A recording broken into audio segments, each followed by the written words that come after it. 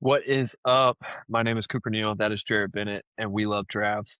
Today is a little bit different if you can't tell by my backrooms as backdrop. I am traveling for work, so we are doing this a la hotel. But Jaret, it's been a It's been a wild week, yeah. but it's been fun.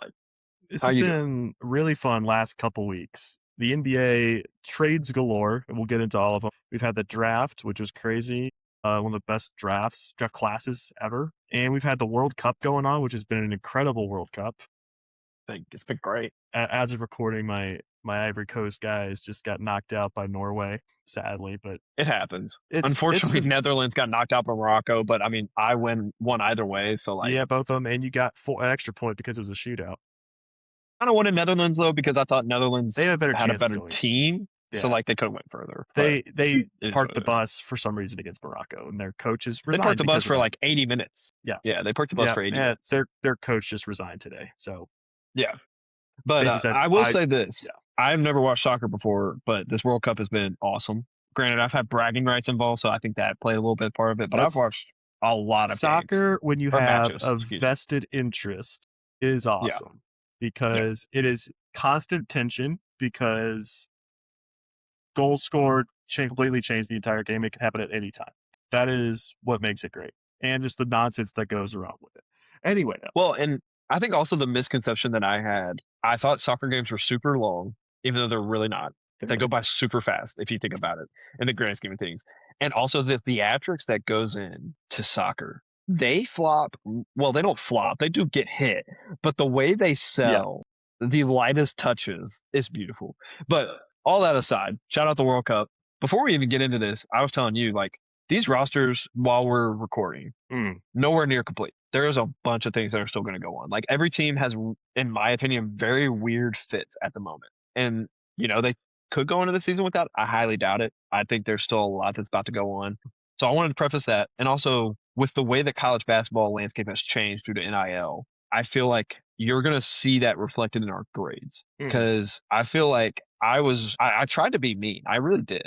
But it was really hard based on the like crop of players in this draft class because we are going to grade drafts. And if there was a trade that happened during the draft, we'll grade that. And then we'll grade trades and talk about trades separate. I do yeah. want to We'll emphasize that discuss too. every trade that's gone. Well, player trade that's gone down. We'll try to avoid getting into the minutia. This team got cash considerations for the 60th pick, Yeah. which Save everybody time. I was writing them all down. I was like, I don't care about somebody's wallet. So it's we'll get into specifically the draft grade and go through every team, their picks. I'll also go through their undrafted free agents. There's a lot of those. I'll Yeah. have thoughts on all of them. We'll go through them. I'll Without have further thoughts on ado, maybe 10%, you'll but know them. I'll know them, but I won't have that many thoughts You'll on know them, some of them. especially if they're Exhibit 10 just for Summer League. Yeah, Even though I will I'm not going to overreact look to at. Summer League. I'll bring up Summer League, but I won't have anything to say. So Exhibit 10s at least are going to be at training camp, and some of them on some teams will be competing for roster spots. So Correct. without further ado, we'll start up at the top with the Atlanta Hawks. Atlanta Hawks, with the 8th pick, took Kingston Flemings, one of our favorites. They took, with the 23rd pick, Zuby Ejiofor. With the 52nd pick, they took Henry Visar, ending his landslide on draft nights. And so far, draft free agents, all they have done is given an Exhibit 10 to Isaac McNeely from Louisville. They've also traded for Devin Carter, also worth mentioning. They gave up nothing. They got Aaron Wiggins for 2 second-round picks. So they've gotten 2 free guys we like for virtually free as well. Yeah. I give them an A-. I would between an A and an A-. I really like all the things they did. I don't have a ton of like value that they necessarily added. Like there's no like one pick of like, man, they got to steal at this point in the draft. 8's around where I had Kingston Flemings, even though I've had him up as in that same category as the top 3 guys at points in time. Man, this really fits though with what they're building. They have so many perimeter defenders, tough perimeter defenders that are going to put pressure on the ball. Zuby Ejiofor now would be backing up Okongwu, who's, again, a very similar type of center. It's more of a small ball 5 that, can switch on everything. They're going to be able to switch 1 through 5 on the floor. I wish they had a true 5. We'll see what they do in free agency. They do need to add something because Towns cooked them in the playoffs. Yeah.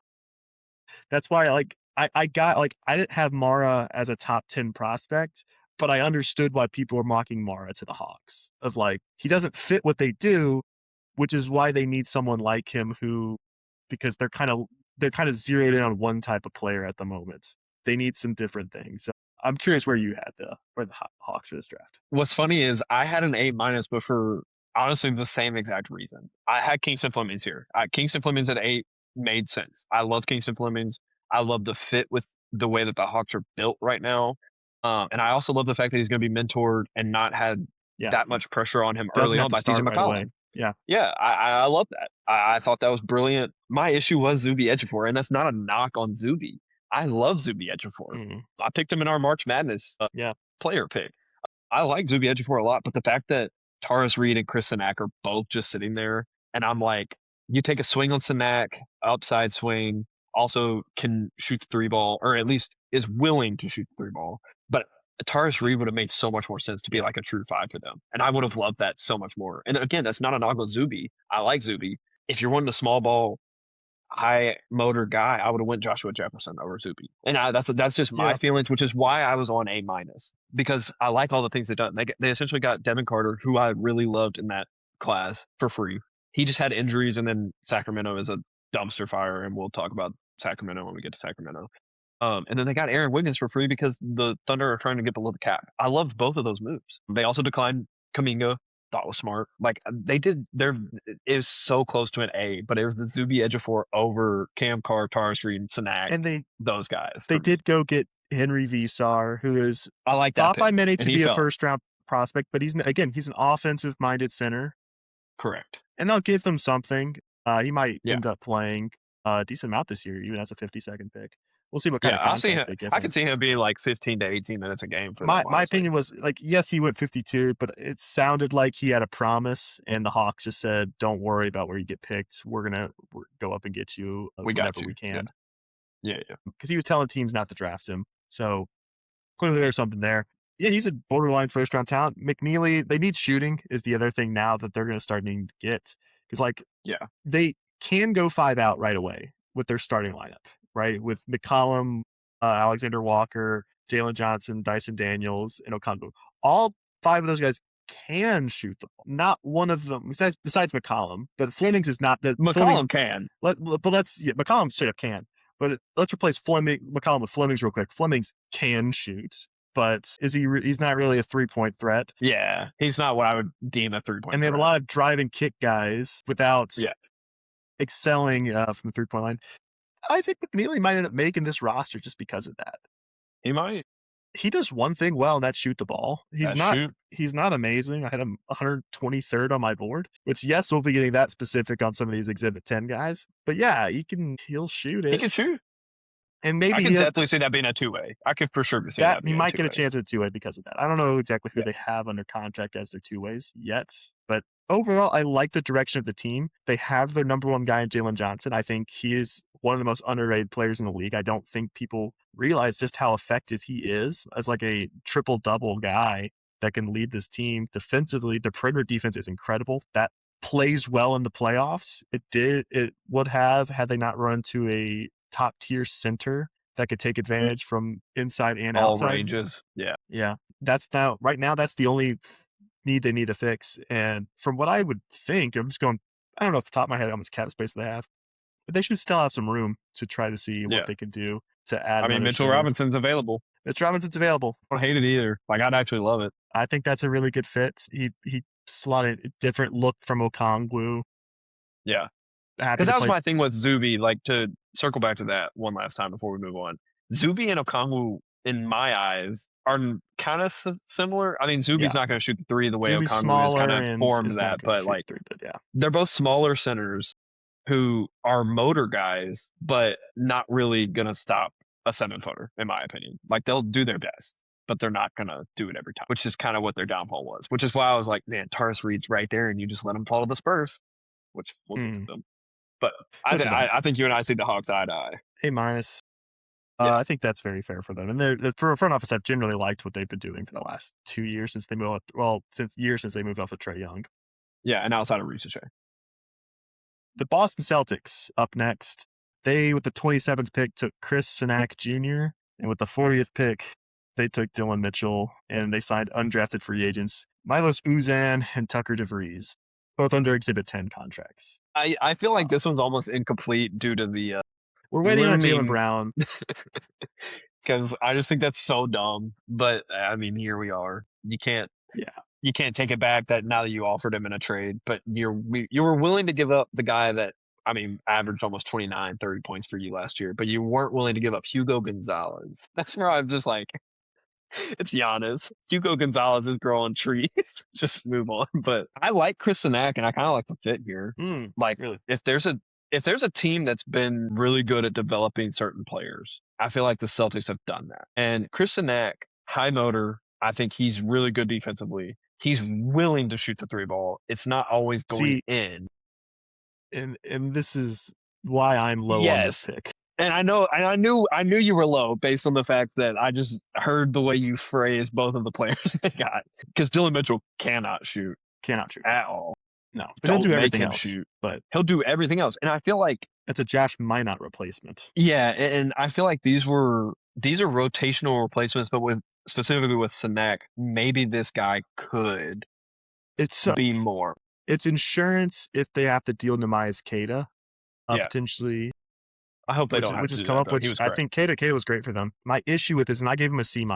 See, I'm at like a B-, so I'm not crazy high. And this is why I'm just, and I had Sinak around this range on my board. It's that the Celtics run a lot of 5-out kind of stuff where they encourage a lot of 3-point attempts. The last thing I want to do is encourage Chris Sinak to shoot the ball. You don't have to encourage him. He's going to do it. I know. I don't want that to be encouraged on this team of like, yeah, just keep shooting. Because they've done this, guys. Just keep shooting. It's fine. He can't shoot the ball. Yeah. He's willing. And that's the unfortunate thing. I'd rather a guy who knows that they can't shoot and just stays inside all day rather than a guy who thinks he can. Just Dylan Mitchell. Those guys pan out. Like, it was back like a few years ago, Walker Kessler was getting picked, where it was put as a positive form that he was a 15% 3-point shooter because he kept taking them.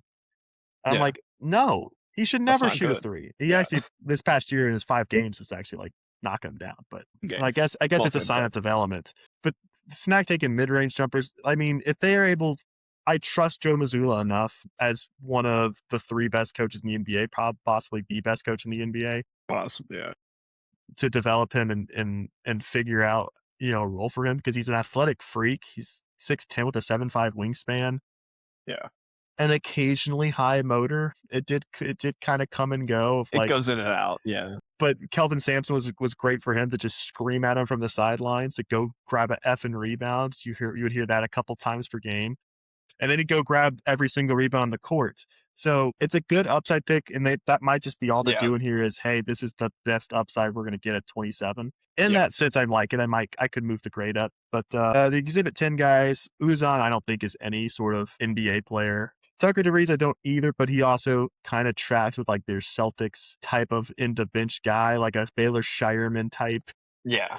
Coach's kid shooter type that just comes in. He won't be anything, but he has a better chance of making the roster, in my opinion. I don't think either of them will. Just for fun, if the Celtics had taken a Koa Pete and, well, I guess they couldn't have, and then like an Otega Owe, would like that a lot more. You would have probably loved it. Yeah. And I think that was my thing is I sat there and I was like, Chris Sinak was a really weird prospect for me, because you hear all of the players that have played with him be like, Chris is awesome. Like he's a great teammate. He's a hustler. Like he's athletic. All this, like you hear all these positives. But then I remember telling you, like even when we were doing our position stuff, I was like, I'm watching him. I'm like, what is he gonna do though? Like he's athletic, but like he can't really shoot.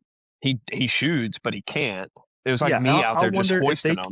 If they're going to end up putting him into a Nehemiah Queta type role of like, you're going to be around the basket, you're going to set screens and you're going to pick and roll, and you're going to rebound and you're going to defend. And that's all you're going to do.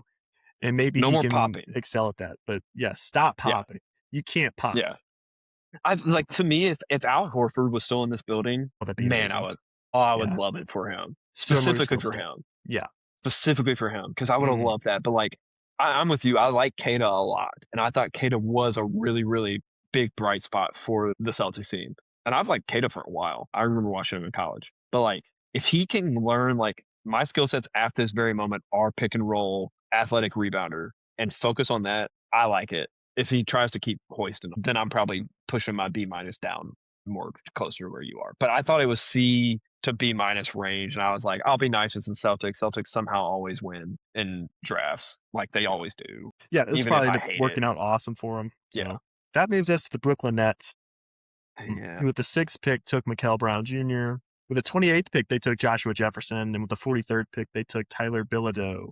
They've also signed Exhibit 10 deals for Deion Brown and Ben Humrick House and a summer league deal for Duke Brennan. Yeah, I'm not including this in their grade. I'll quick touch on they got Julius Randle to move up.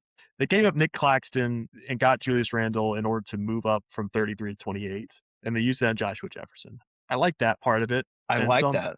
I'm going to give him a C. And that is me being generous. We're on record of not being huge fans of Mikael Brown Jr. No. Not from a maturity standpoint, not from a play style standpoint of being ready. The nice thing about this playing spot for him, though, is this is a team that doesn't really care about winning this upcoming season or the next. Correct. You'll have a chance to develop. I think Jordi Fernandez is a good coach. Will hopefully put him in the right spots. I don't love that he's on the same team as Julius Randle and Michael Porter Jr. They're going to be wrestling for the ball every offensive possession. I mean, there's going to be offensive steals. Yeah. Numerous. This is that's the thing. I like that they went star hunting. I think if this is me, I'm giving him a C because I'm acknowledging that I am often wrong. I don't think Mikael Brown's that good.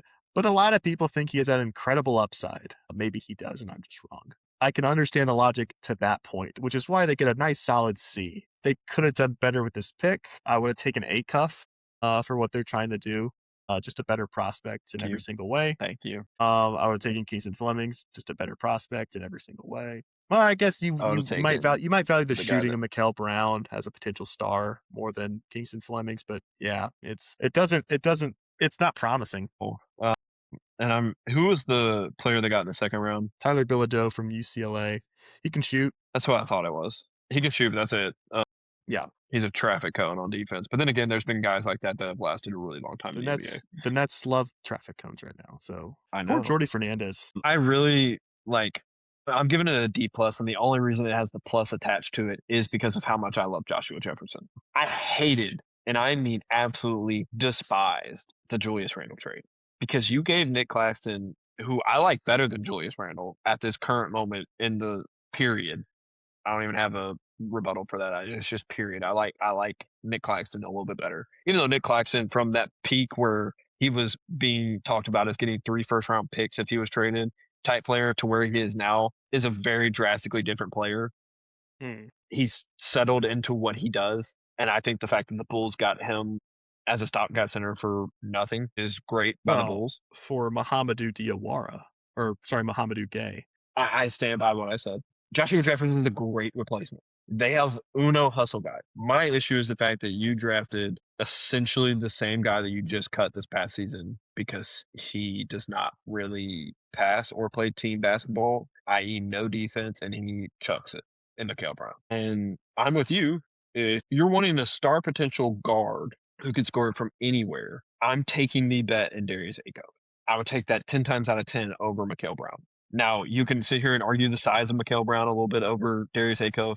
Maybe. Yeah, you can argue it. You can argue over Kingston Fleming's, the shooting and size of Kingston Fleming. You can make arguments. You can make arguments. And again, this is more my feelings towards Mikael Brown. I think the Nets roster is still really, really weird. It's weird. Yeah. You want to know the one thing that they weren't an F is Day'Ron Sharpe is now going to be probably serious starting center for them. And I love Day'Ron Sharpe. I love Day'Ron Sharpe. That was one of their best things they've done all season. I think what's tough is they made no steps to become a serious basketball team. And that's my issue. Mikael Brown I don't see Mikael Brown as a serious player right now. Maybe he develops into that and matures as he gets older. Maybe. Yeah. Right now. And I feel like it was kind of a disservice to you and I because he was injured a lot. Yeah. But I feel like that's also my thing is he was injured. Maybe that back injury was worse than that because that's what we saw. I did watch him play for Team USA. I came away very impressed when I watched him there. Yeah. If you remember correctly, after his first game where he hit 10 threes or whatever, I was like, oh my gosh. Yeah. This dude. So maybe we're low on him because of that. So yeah.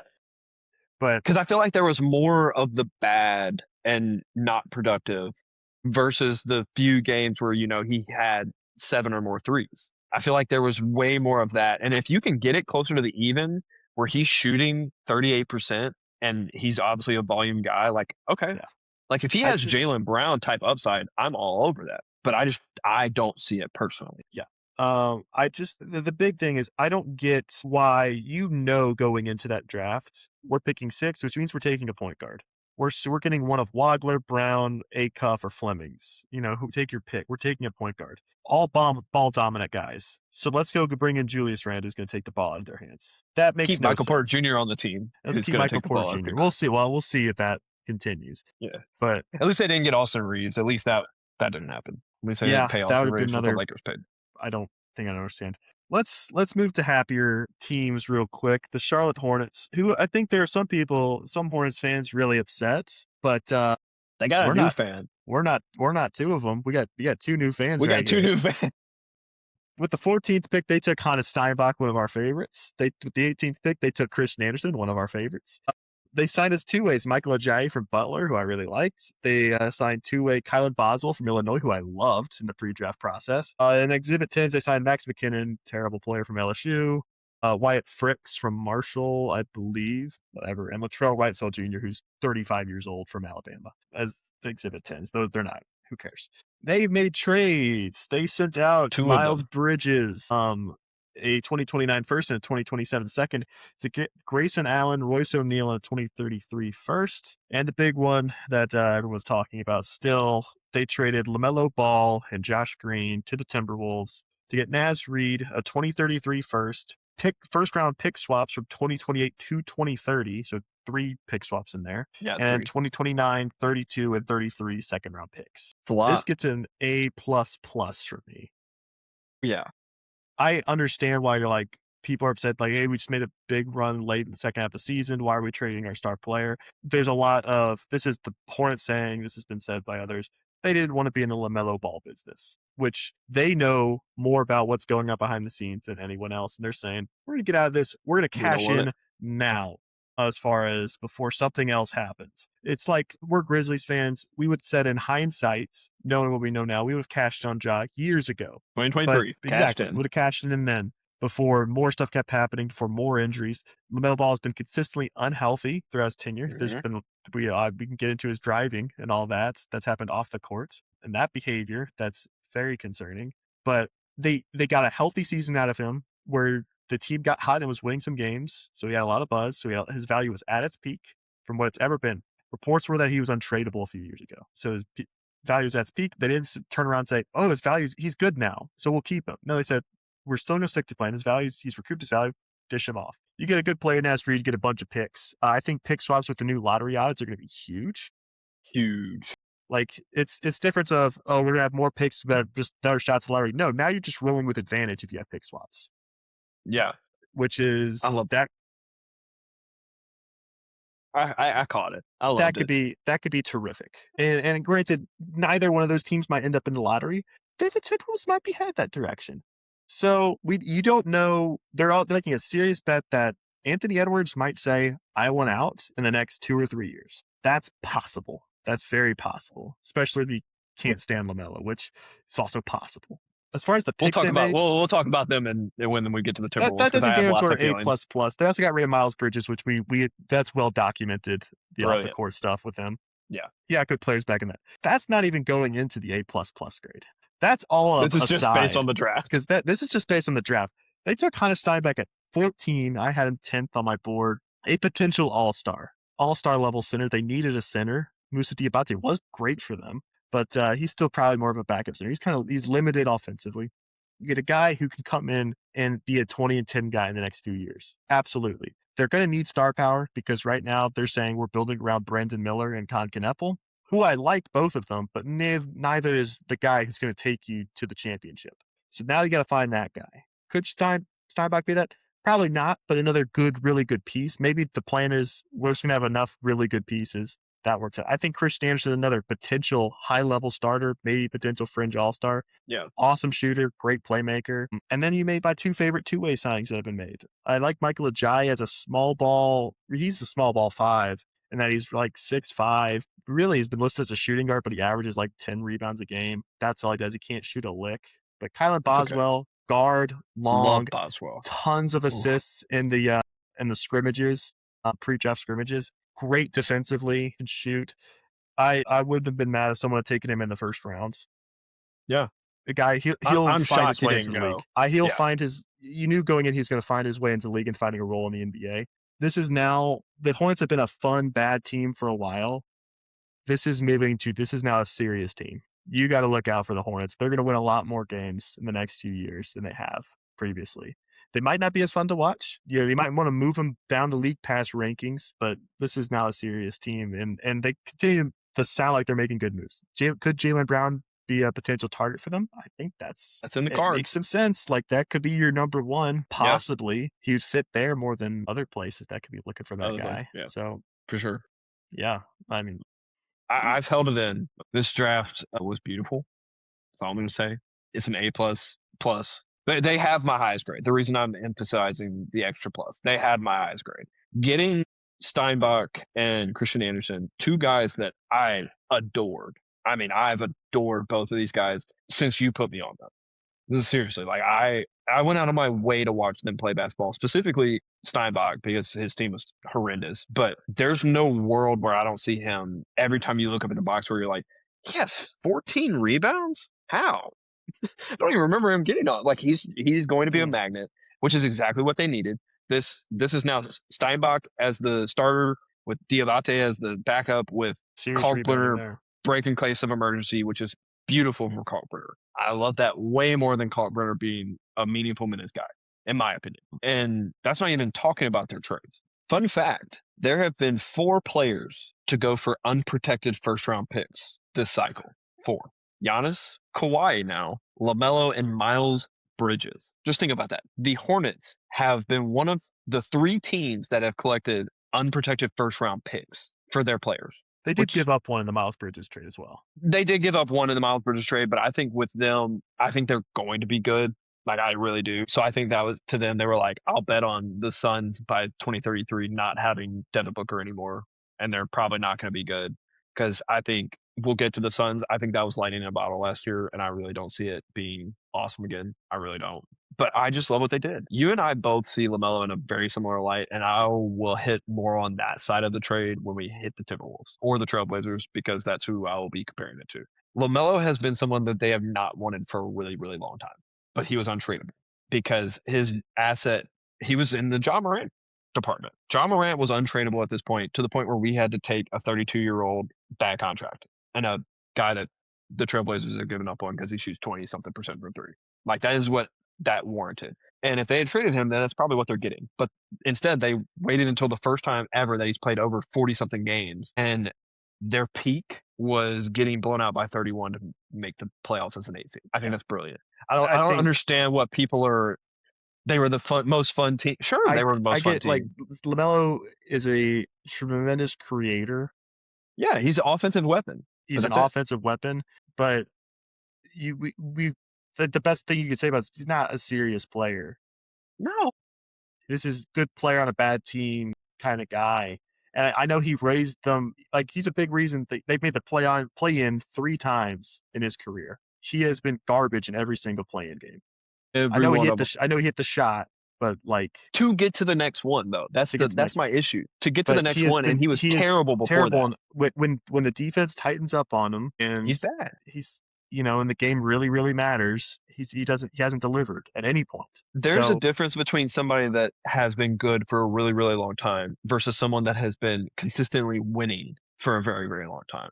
LaMelo has been flashy, has been good, has been all these things, and is never, ever, ever, ever equated to winning. And the fact that the Timberwolves gave up a guy in Naz Reid who was a beloved fan favorite because he really did a bunch of the dirty work. Like, Naz Reid, correct me if I'm wrong, was high up on 6 Man of the Year award list and high up on defensive teams because of the way he played last year, if I'm correct. Granted, probably that came from Gobert being right next to him, so that probably helped a lot. But like, Naz Reid was really, really good. And now the Timberwolves are sitting there with a roster that has 0 power forwards and Rudy Gobert at center. Well, they have Behringer and our boy Rocco Sikorsky, but and they got Rocco.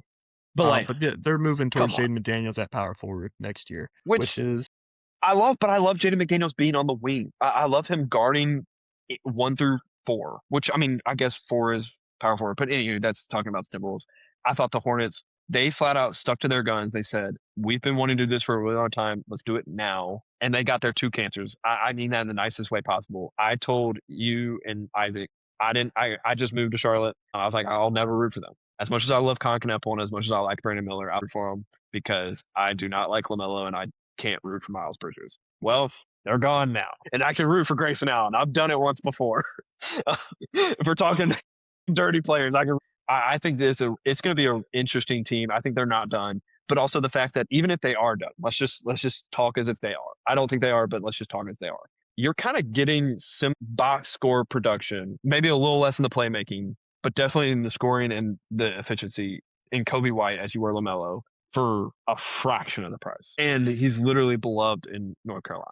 Like, I mean, when you talk North Carolina hoops, Kobe White's name is brought up. So, like, I love that. I love every aspect of that. Yeah, but sorry.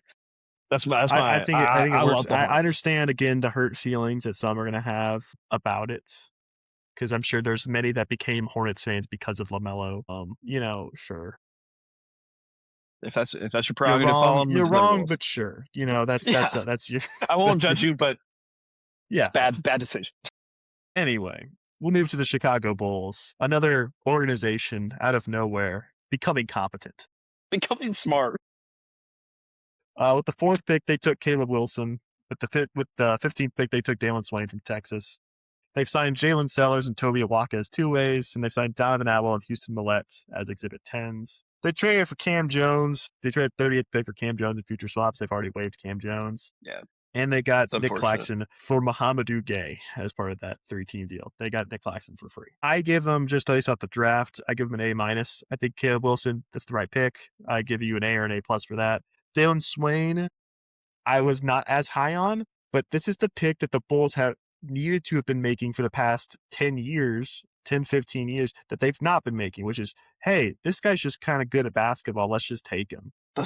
And that's Swain. Swain can play. He can. I had him lower, but, that's fine. Rather than taking this random upside swing on some guy from France that's never going to play, let's take a guy who will play and produce for us in Swain. Noah Esengu. Yeah. That's...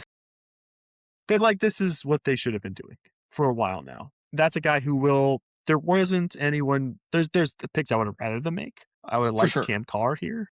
Cam Carr would have been beautiful. At 15, that would have been a great pick. Swain is a fine pick. A lot of people had him in this range anyway. So Swain was one of those guys that I noticed more and more people having right outside the lottery. He checks all the boxes. He's got 6'8". solid length. He can put the ball on the floor. He shoots pretty well, but not amazing. Decent, yeah. But he play makes. He plays some defense. He kind of does a little bit of everything. I don't think he's terrific. But like a Kelly Oubre kind of Terrence Shannon type player of he'll be in rotations for a long time. And how long has Kelly Oubre been in the league? I mean, Kelly Oubre has been around for a long time. I'm low on him because I'm low on Kelly Oubre. That's you and I. That's why I was low on Dalen Swain. Yeah. So, but if you like Kelly Oubre, you'll like Dalen Swain. Yeah, they're not the same player, but I'll be honest. As far as draft grades, I feel like there was no universe where I could not give any of the teams in the top 4 below an A. Mm-hmm. I'm just, correct me if I'm wrong, I thought these top 4 players are elite. So I was pretty excited. And the fact that the Bulls are getting one of them, I don't root for the Bulls' success, but I feel like the NBA is more fun when the Bulls are good. That's just my feelings towards the NBA. I think it's funny when the Bulls are bad, but that's just me. I love Caleb Wilson. The PR for Caleb Wilson right now is crazy. He is I'm so ready for Summer League because the first game is obviously, or the Las Vegas Summer League, I should say. Obviously, the Grizzlies will play before that. But Cam Boozer versus Caleb Wilson is going to happen second night of Summer League. And Caleb Wilson has been wildly talking. And so I'm so ready to see that on paper because obviously, I'm bringing up the Grizzlies. The Grizzlies Summer League team is significantly nicer than the Bulls. So he's going to be having an uphill battle versus us. But anywho, Dalen Swain, I think you and I see eye to eye. I would have loved Christian Anderson, obviously, because I love Christian Anderson. Them taking a swing on a Quaintance or a Carr, I would have also been fine with. Yeah, I like that. I would have been fine with it. But I see the understanding of Swain. I get it. I'm not going to dock the Bulls below an A-. So I'm with you. I'm an A-. I thought the Bulls for once didn't mess it up. They're starting to build what they've said is they looked at the roster and they said, all right, our current guys, we have 3 guys because we just traded for Nick Claxton. There's our center. Yeah. And then we have Josh Giddey, who people have said, I want to move off Josh Giddey, something like that. But no, we could stick. He played well enough. We'll stick him at point guard. Buzelis has been fine. He's looked good. We'll slot him at the small forward, and then we'll go get another wing, and we'll go get Caleb Wilson to be the face of our franchise. And that's the way it's going to be. Caleb Wilson is a face of franchise level player. You could say that about 7 of the top 8 picks, but they're going to be long and athletic. Yeah. Caleb Wilson, Nick Claxton front court is intimidating. And Buzelis is long and athletic. Buzelis is long. That's a lot of shot blocking in that lineup because Buzelis is a shot blocker. Giddey is correct. How tall is Giddey? Like 6'8"? I mean, Giddey's like 6'8" as a point guard. And Swain is tall. That's a tall lineup, and that is tall. Intriguing. I mean, granted, they're all 6'8", 6'10", but like, I mean, have fun. That is, and they can all switch. Yeah, more or less. I'm finally for the first time excited about the trajectory of Chicago Bulls. Yeah, which I have not said for a really long time. This is a good start. And remind me who their coach is. They hired. I know they hired somebody. I'm just blanking on. I just forgot who it was. That's me. I'm blanking on who it is because I remember them getting him. Oh, Tiago Splitter. They hired Tiago Splitter. Thank you. And I like that. That's Splitter was great. And he deserved a good coach. He deserved a contract from the Trailblazers. I don't understand what their issue is. Well, we'll get into the Trailblazers and their owner a little bit later. Yeah. But Spade is a guy who values versatility, and they've got a super versatile lineup for him. This team, I think, very well could make some noise not noise, but playing in not back top half 5 of playoffs. Seed, but yeah. Those absolutely could be seen them playing late in the year, or at least playing for a playoff spot, which is now where you want to be. With the new draft rules, with the new draft rules, you would be competing for a play-in spot. Is the ideal spot to be in, is playing or competing for it. Correct. And they'll be competitive. And I agree. The Nick Claxton deal was the most shocking to me because I've been so used to Bulls front office incompetence for a while now. And they made 7 picks. Such a shrewd move. Like, we'll sneak in there. We can absorb Nick Claxton's contract to make this work for y'all. Yeah, we'll take Nick Claxton. Sure. We'll take that on. And you get a starting center out of that. You just got a free start. This is what the Cavaliers did to get Jared Allen from the Nets, coincidentally. Yeah. Yeah. They just said, hey, we can make the contracts work. We'll take Jared Allen. And he's turned into an all-star core player for them that's playing deep playoff games. Smart. Like, it's good front office work. It is. Bulls fans should be very excited about this team. I know there's still some movements to be made. This isn't the final product. I don't know how long-term Giddey is on this team. We'll see if Swain pans out as a starting level player right away. We'll see what other moves they make. I love the Toby Awaka as a two-way signing as well. Super high-energy guy from Arizona. Will be all over the court. I will not be shocked if he finds a way into the rotation. I was about to say, I could see him. Yeah. I could see him definitely stealing SNU's minutes and stuff like that. Yeah, for sure. I like Sellers too. Sellers fine. And anybody off that Arizona team is like, I mean, you got a solid basketball player. And don't be shocked if Donovan Atwell makes the roster. That's the other thing. Last thing I'll say on them. He was one of the best shooters in college basketball this past year. The guy's a flamethrower. And in the scrimmages, all he did was shoot threes. He was shooting like 9-10 threes a game in all the scrimmages and was hitting like 40-50% of them. The guy can let it fly. Let it fly. And he might find a way into the league just because that he's also, he knows how to play. Texas Tech guys, they knew how to play. They weren't just one-dimensional. So thumbs up to the Bulls. Well done for once. Yeah. Move to the Cleveland Cavaliers. This one might be pretty quick. With the 34th pick, they traded back from 29 to move back to 34 and took Malik Thomas. That's the only pick they made. They signed Ernest Udeh Jr. to a two-way. They signed Xavier Lee and Rashawn Agee to Exhibit 10s and Trevon Spillers to a summer league deal.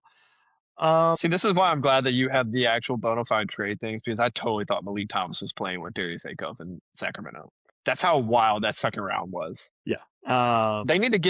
This is my PSA. They need to get rid of the hats or have all 32 or all 30 ready just in case. It's just the proposed trade thing to me is just always such nonsense to the now just so becoming dumb. Official. Yeah. It's because contract expired now. Like, could we start free agency the same like that? I don't know. There's got to be a better way to do this. There has to be a way. Like, put bylaws in to make this work. Or just get rid of the hats. We have enough Photoshop Yeah, I in see this world now where we could put the high Kareem hat Lopez on. had the Pistons hat on. They told him he was traded. He turned it backwards. Quick thinking by the rookie. Love to see that. Love it. That's what Isolo's been talking about. He's got to think fast. And that's what he did right there with the hat. I love it. That's the mindset I want when you're a Memphis Grizzly. Don't worry about that other garbage. Yeah, the Cleveland Cavaliers, they trade back from 29 and get a much better player than the Kings took at 29. Malik Thomas, who I like a lot. I like Malik Thomas. There's not an immediate fit I see with him on this team, but I do like Malik Thomas. I gave him a solid B. You traded back, you got a good player. That could maybe good move you up to a B plus. Good job. That's solid just work. You didn't have a lot. I don't know what they really needed. Their starting lineup is more or less set. Their rotation doesn't have a lot of room, but I like Malik Thomas. His interview was one of the most impressive to me, which was surprising because I watched him make. I did not expect to like Malik, yeah. Because I watched him play and watched a guy complain about not getting the ball. I watched him make some dumb fouls. I was like, all right, this is who he is. We got the next J.R. Smith right here. And then you're talking, you love the guy. Yeah. And I could see Malik Thomas be like a Malik Monk. I really could. That's exactly who I would compare him to. And yes, I said Malik Monk specifically due to the Calipari connection, but I'm with you. I like Malik Thomas way better than Alex Caravan. Granted, they weren't going to take Alex Caravan there. I fully believe that. But I think for me, I kind of see this as a future-proofing Sam Merrill and Strus's spot. That's kind of where I see this as. Yeah. I mean, he's different than those players, but I see. Maybe it's wanting another, it's a we miss Karis LeVert move. Yeah, we miss a guy that can create his own shot and doesn't need to be nothing but catch and shoot off of screen threes. Because I think that was their downfall last year I texted you can pull them up. I texted you guys 1,000 times. I was like, why are we still playing Strus and Merrill? They have not hit a shot or played defense this entire time. What are we doing? And I said the same thing about James Harden, but that's different conversation. That was just dumb on the trade. But I think this is a guy that can shoot off the dribble, can create for himself. This is a guy that has the ability to do things without needing it created for him. And I thought that was a smart pick. I don't necessarily know how much he'll play, but I'm with you. I could see it definitely being like a Karis LeVert style for them specifically. But yeah, obviously the Cavs did not do much yet or anything at all, really, as far as the draft is concerned. But I liked it. I think I graded it a B. I didn't give it. I wasn't gonna knock it because you trade back and get a player that I like. Fair. Yeah. It's a completely fine. I like Ernest Udeh as a two-way. He was pretty productive for Miami. He'll be physical and beat people up. I don't know. He'll probably barely play for them, but they did re-sign Thomas Bryant, I believe. I did see that. Okay, I was like, they did something else. I remember seeing the Cavs pop up, but I'm not going to grade Thomas Bryant. But did Renault, the other Miami guy, did he get? He's somewhere. Well, I have him written down. I don't remember what team. I remember he was awesome when I think he's on Exhibit 10. Okay, I'm not sure about that. He would make sense to be a low moving cost, but that's beside the point. It's not the Heat. I know that. We got the Dallas Mavericks next. They stood pat at 9. They got Dusty Mays, Guy Morris Johnson. They took Sergio De La Reyes, the 25th pick. They traded for that one. They took Toby Lawal with the 48th pick, and they took Vsevolod Yushchenko with the 56th pick. They really have done nothing undrafted free agent wise. I know they've signed a guy to the summer league that hasn't done anything. But shout out Vatek. We love draft team of the year. They were the team of the year, but I'm about to be really harsh on Toby Lawal here.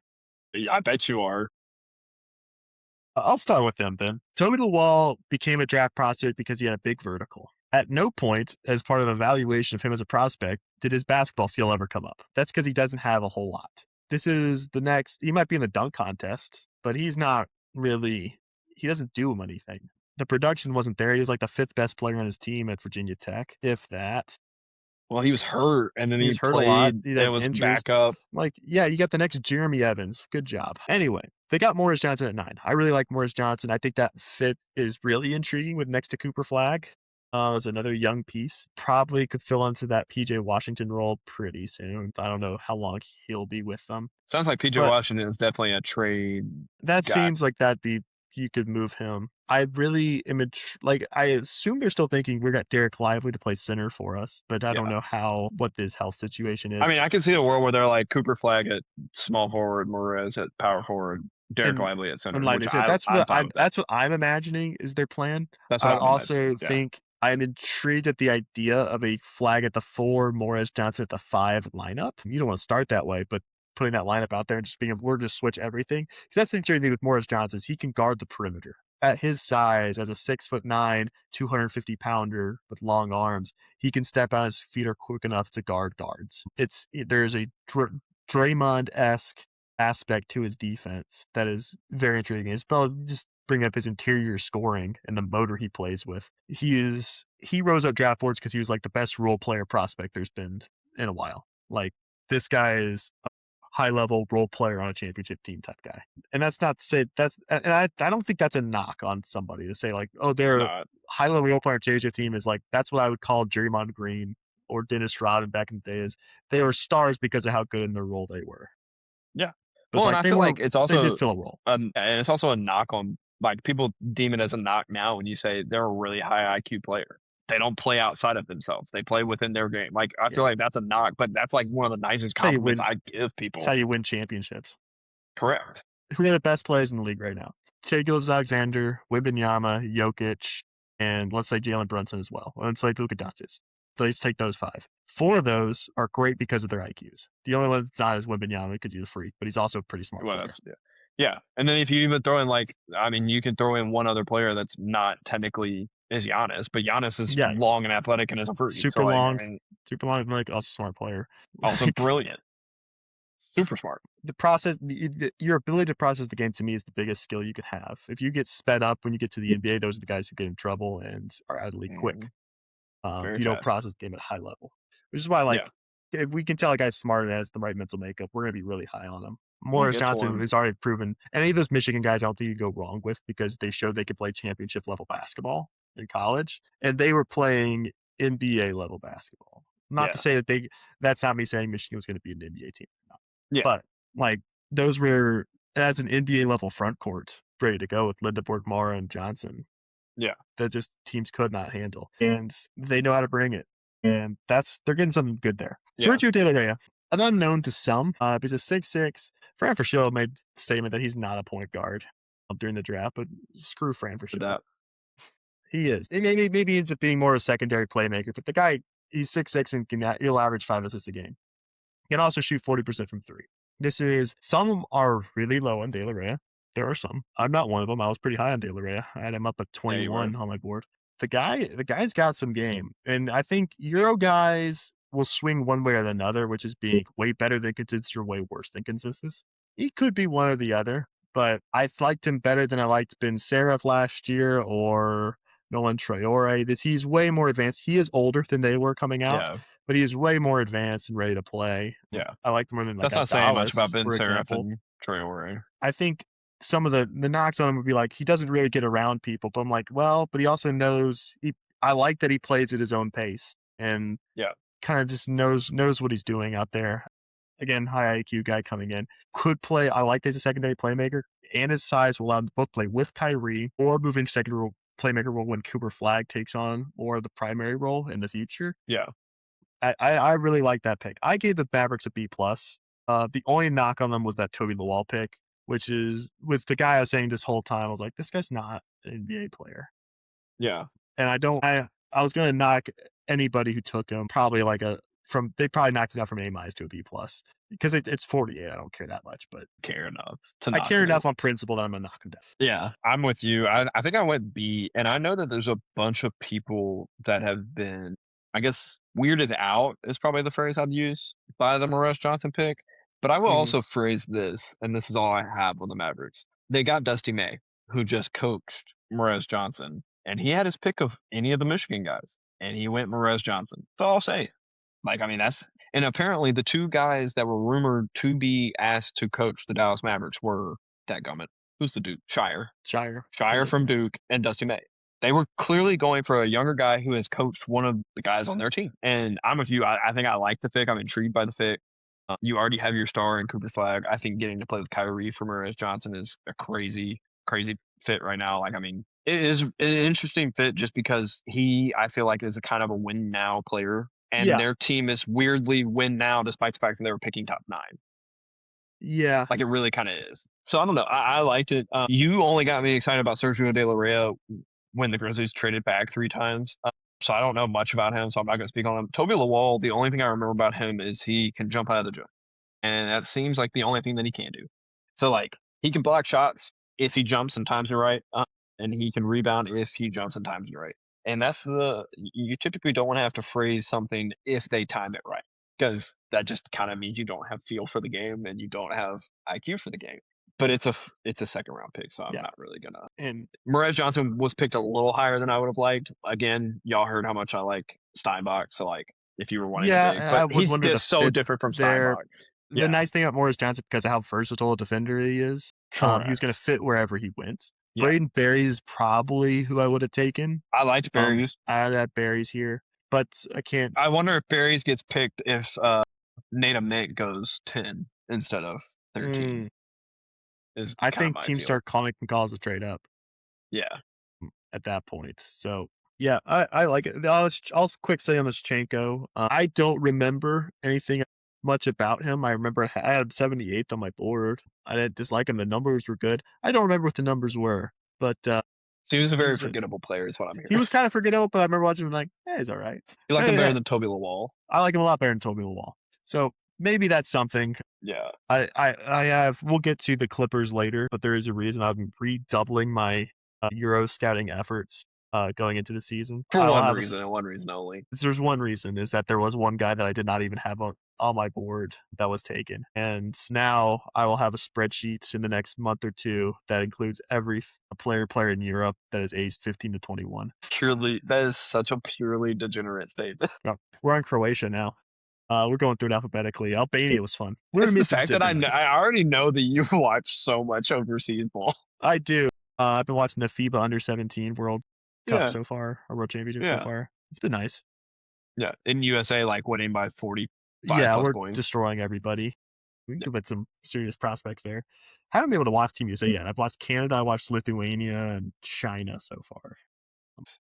Just the ones that were on when I had time to watch. Anyway, the Denver Nuggets are next, a team in cap hell at the moment. They're back. In a lot of hell. Yeah, they moved back to take Trevon Brazile at 35. They took Bryce Hopkins at 49. They have Exhibit 10 deal signed with Aaron Nkrumah, Giovanni Amajuru, and Mark Mitchell. I gave them a B- because I like the fit of Trevon Brazile. I like Brazile. Super long, athletic, can stretch the ball to the 3-point line now. Will be a much better backup big option, I feel like, because he can shoot and he's athletic. He can sometimes fill in, I think, an Aaron Gordon role for them and play with Jokic, which their previous backup centers could not play with Jokic. He's athletic enough where he'll be able to and move down to the 4 for them. That I like. We'll see how much he actually plays his rookie year. But I didn't like the Bryce Hopkins pick. I don't care that much for Bryce Hopkins, but I like Aaron Nkrumah as an Exhibit 10. He was rumored to be going to the Grizzlies at 32. I think Jake Fisher reported that, as far as like Grizzlies might be saying at 32. It's Jake Fisher, I know. But Grizzlies might be saying at 32. And if they do, keep an eye on Aaron Nkrumah from Tennessee State, which Aaron Nkrumah averaged 2.8 steals a game at Tennessee State. Yeah, I remember that. He's athletic. He's long. I could see him. Right, they're going to be trying to find roster spots wherever they can get them, because they're going to be hard to come by, because it's going to be hard until they can move off Aaron Gordon. Yeah, I'll let you go ahead. And Brown. I gave him a C+, and it's more because just the sheer lack of ability to do anything. And it was one of those things that I think I've said it numerous times to you, but like they were so disgruntled after they won the championship and didn't re-sign guys, that ever since then, the second there's an ability to re-sign someone, they re-sign them. And it's like one of those things that like I feel like they over-evaluate certain things. Cough, cough, Christian Braun, however you say his name. And now you might not be able to re-sign Peyton Watson, who's better. Like, I hate the way that they've run their organization recently. I'm with you. I like Brazile a lot. Honestly, I really do. I think he is kind of a do-it-all guy, and he can be an anchor defensively unless he's playing in one specific game in the SEC tournament that I won't mention for a specific friend's sake, because he got, put in a blender. So did that entire team, though. He's a goofy player. He's a goofy player, but he's also one of those guys that had he not gotten injured, he would have probably been a back end of the first round guy he could have been years ago. Yeah, like truly. He's come up for years in draft conversations, and finally he improved as a shooter to where it was like kind of undeniable, like which is what he needed to do. Prospect. I think only his age was really the knock on him at this point. Correct, because what is he? Is he 23? Does kind of 22 or 23? Like he's 3 or 4 year college guy. But that ends up working out. I think the Nuggets are in such a tough spot right now. It's the contracts, and it would not shock me if in a couple years he hasn't signed an extension yet. If Nikola Jokic just walks in free agency, and unfortunately, I'm a little nervous. As sad as that would be, because he's the best player in the NBA, that might be the only way forward for the Nuggets is full blow it up. Yeah, unless there's a world where they find a trade partner for an Aaron Gordon or a Brown. It's tough or because they need Aaron Gordon, but Aaron Gordon's not there. He's just not the time. Yeah, and that's not available. Tough. Jamal Murray is on the wrong side. I mean, he had a great year. It'd be such a different conversation if Jamal Murray was on like a quickly contract. But if he was on 30 versus 50, it's one of those. Do we even have these conversations if Aaron Gordon's healthy in the playoffs the last 2 years? And because they beat the Thunder 2 years ago if Aaron Gordon's healthy, and they definitely don't lose the Timberwolves this year. Do we have different conversations? But like, compare Jokic's supporting cast to the other top stars in the league. Jamal Murray and Aaron Gordon, as great as a fit as they've been over the years, and they won a championship with them, those guys are no longer. Jamal Murray, I think, is still a legit number 2 guy, but is Aaron Gordon? He's still good, reliable enough health wise to be, to pay him like a number 3 guy, and expect. And then you're also paying Brown, and Brown did not deliver this past year. I mean, I got it when it was for what he's giving you. It made sense when the deal was made because of what he had done that season. But then, I don't know, couldn't make it. It's just not panned out. So, yeah. And I feel like, again, it all stems back to the fact that they let Bruce Brown walk. And I feel like they have just had demons in the closet since then, because they were like, we shouldn't have let Bruce Brown go. And as crazy as that sounds, that's my working theory. They also should not have ever considered paying Bruce Brown $19 million, which is what he ended up getting. Which is what he got.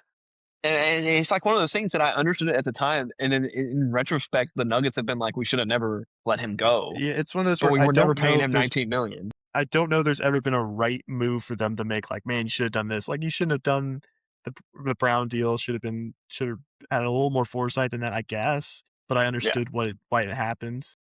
Yeah, and they were paying him $19.5 million. That was stupid money. Yeah, we'll go now to the Detroit Pistons. The NBA business. A little bit a younger team, a team on the rise potentially. Correct. We'll see what happens with Jalen Duren this offseason. Sounds like they're going to match whatever's offered to them. They have to. I think you have to, but I think there's a reason if someone offers a max contract, you look and say, I guess what other teams could offer, they can match. Would be what probably they're already offering. They might be offering the max relative to what other teams can offer the max to him, not what they can offer him. Is Jalen Duren worse at? He was an All-NBA center this year. He was, but B-Ball Paul was better than him. But I think because you just let Isaiah Stewart out the building, you don't really have a choice. You have to. You have to. There's no other option. We'll get the Detroit Pistons moved up from 21 to 17 by giving up Isaiah Stewart, and they moved up from 21 to 17 by giving up 3 second-round picks. They then traded those 3 second-round picks, and they got those 3 second picks back by trading Isaiah Stewart. The culture of their team out the building, but they got Abuko Okoro at 17. They got Ugana Nyenso at 53. They signed Drake Allen to an exhibit 10. And they got Roddy Gale Jr., Jaden Henley, Corey Stevens, and Orlando Thomas on their summer league team. Which I like Jaden Henley and Corey Stevens a lot. I actually think they should be on at least exhibit 10s or 2As. So I give them a B+. They've signed Kevin Huerter. And there we go. And they trade for Isaiah Joe. They give up 2 second-round picks to get Isaiah Joe. I was about to say they traded something. Which that's, again, I give them props. That's not including I like both of those. You took Ibuku Okoye at 17. I think that's a good pick. He's one of the most productive freshmen in the country last year. I think that's about where his range was. I ended up having him lower on my board. It was more because the way I set my board up between the tiers and just having a rank based off the numbers. If I moved him up a tier, I would have him like 12th. And so, but then if I kept him there, it was 24th. It was a tough way to put him without breaking my system. Yeah. So I landed on there. But I think with he's really a shooting guard is where I think he is slot. He wouldn't fit a lot of places, but next to Cade Cunningham, who gets to be a 6'8" point guard, now that makes sense for Okoye. That fits. You can play him with him. He'll probably be a 6-man for a while. I can easily see him being a Lou Williams type guy in the league. Guy can score. Like that's what you went and got Ibuku Okoye for, is the guy gets buckets. He averaged over 22 a game. Gan Yinso is probably the best shot blocker in the draft. Super long, out of Virginia, that just blocked every single shot in the ACC tournament. Like, was getting 8-9 blocks a game. The guy's kind of a freak. And that is a potential. We're losing the rim protection that Isaiah Stewart just gave us. So here's a potential. Here's the best shot blocker we can find. He was splitting time with Johan Grunlow. That's why I'm not thinking like he's super ready to play. He was playing 20 minutes a game.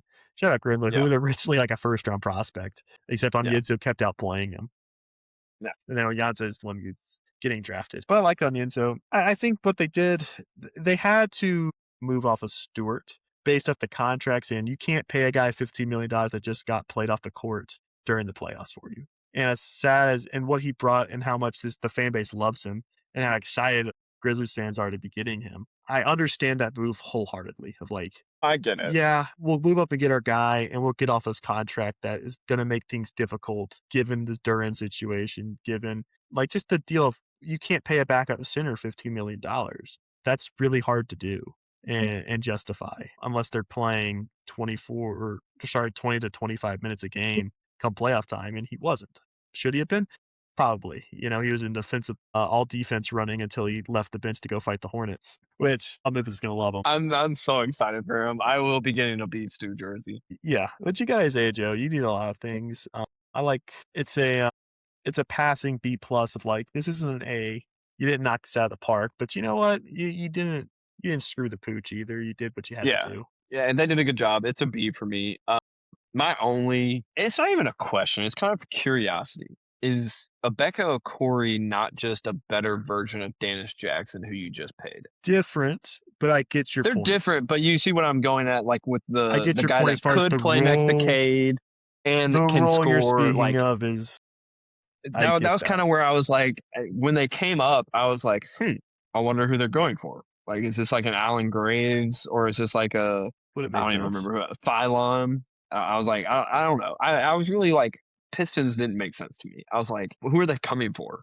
You would have thought if they're trading up with Isaiah Stewart, they might go after another center. Though I guess they're sold on B-Ball Paul being their backup center. Like Quaintance might have made sense. Made a lot of sense for how poorly they defended the rim in the playoffs. It's just like I was really weirded out when they came up, and I was like, well, Okoye makes like you and I had talked to like Okoye could be the pick at 16. So I was like, okay.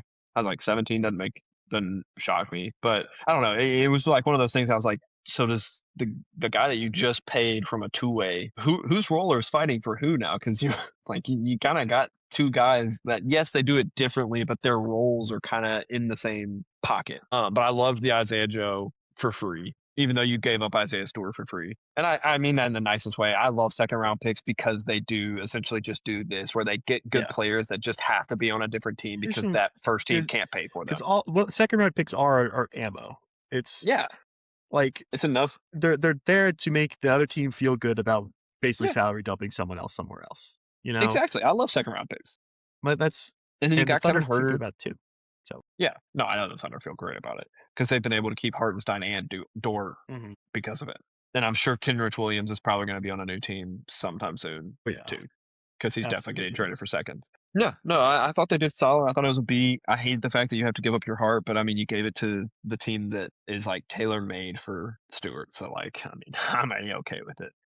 We'll see what happens with the Duran, because if they end up losing Duran, I'm going to come back to this grade and be like, you should have taken a center, and we have an issue now because free agency market isn't phenomenal outside of restricted free agency. which are for restricted free agency, like obviously 9 times out of 10 they get their price sprung up by an opposing team, and then the team just matches it anyway, so they always kind of end up back. Best thing you work typically a sign and trade out of it, but which just a sign and trade with the Kings just makes my head hurt because the are Kings they going are for so Sabonis bad. if that happens? But why? I don't know. I can't answer if that you're for upset you. about shot, if you're upset about rim protection, don't get Sabonis. I can't imagine doing that to the people of Detroit. We're gonna get rid of Isaiah Stewart. We're gonna bring in Domantas Sabonis. Like not that Sabonis is soft, but he's good. He's a great player. He's soft. But we're comparing Beef Stew to Domantas Sabonis.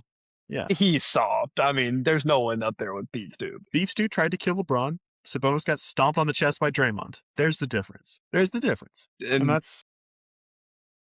he acted like a soccer player, which I mean, he did get stepped on. He got on the chest. stomped on. He got stomped. It was dirty. Got manhandled. But if that's what they want, good for them. I wouldn't pay Jalen Duren a max, so that's just me. I wouldn't, but I feel like we're so quick to give people the maxes now, and I get it.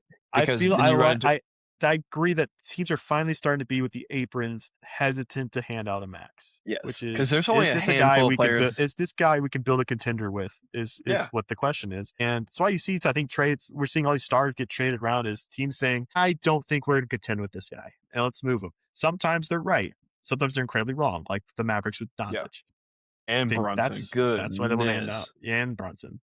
They didn't want to hand out 26. There wasn't even a max at Brunson. But I think that's why you start looking at Duren and being like, I don't know. The playoffs, he was rough. In 2 series, he was rough. Yeah. Well, and I mean, we didn't talk about this with the Hawks, but Nickeil Alexander-Walker, who is your most improved player of the year, he struggled in the playoffs. Struggled, and he's played playoffs before. Like, that's not like new for him, but he was in such a different role. Now he's in an increased role. And he was on that chalkboard, and like teams took him out. And it's like Duren was awesome in the regular season, but when he got on that chalkboard for the playoffs, the negative showed strongly. There's a lot of guys like that where that contract looks bad come playoff time, because regular seasons and playoffs are very different basketball game. We'll get the Chet Holmgren later as far as different beasts, because honestly, if we just take the regular season, Chet Holmgren was an All-NBA player. Awesome. You could just look at any amount of data you want. It's like Chet Holmgren was a top 15 player in the league during the regular season. But this is why the eye test matters. We can look at that and say, well, this is what you can do to take that out of the game. The Spurs said, we're just going to beat him up. Bully him. Like JoJo's Bizarre Adventure, just people just pounding on the guy over and over again. And fully bully with kid taking lunch money. We're just going to bully him, and we're going to have our star player take it super personally. And it just messes them the whole time. That worked. They lived rent-free. Rent-free in his head. We'll see what kind of player he looks like now. But those guys are different in the playoffs. Jalen Brunson, some guys get better. Jalen Brunson was much better in the playoffs than he was the regular season. You could argue against him for All-NBA during the regular season. Like, as far as, he could be a guy that's just outside.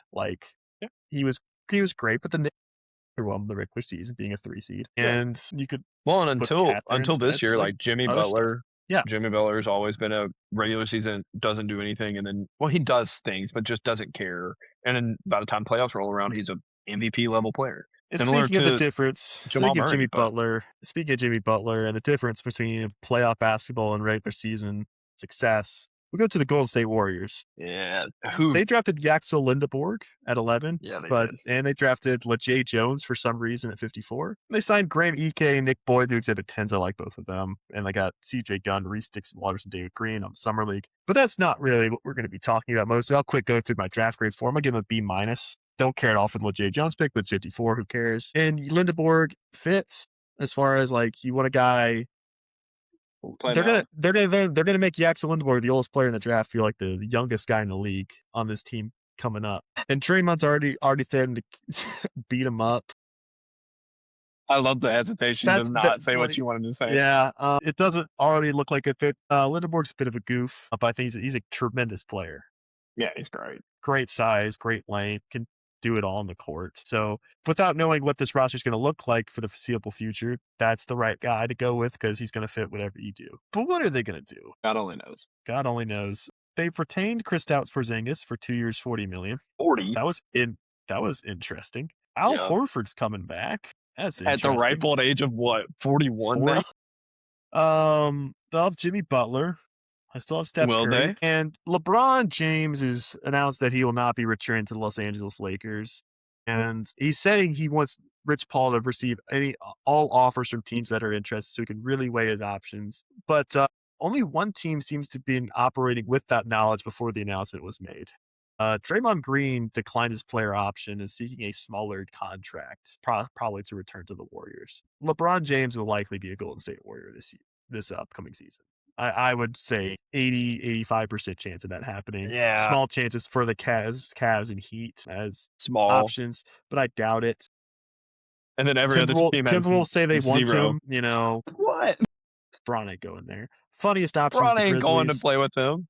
It is the funniest option due to he would be terrified every practice of beef stew. Beef stew would kill him. Yeah. But they're probably about to field a lineup of Steph Curry, Jimmy Butler, and LeBron James, Draymond Green, and Kristaps Porzingis.